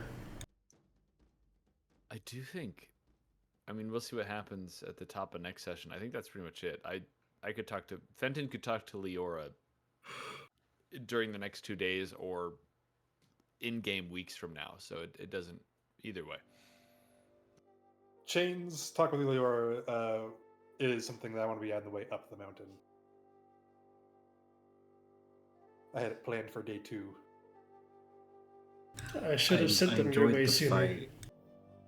The fight was very good.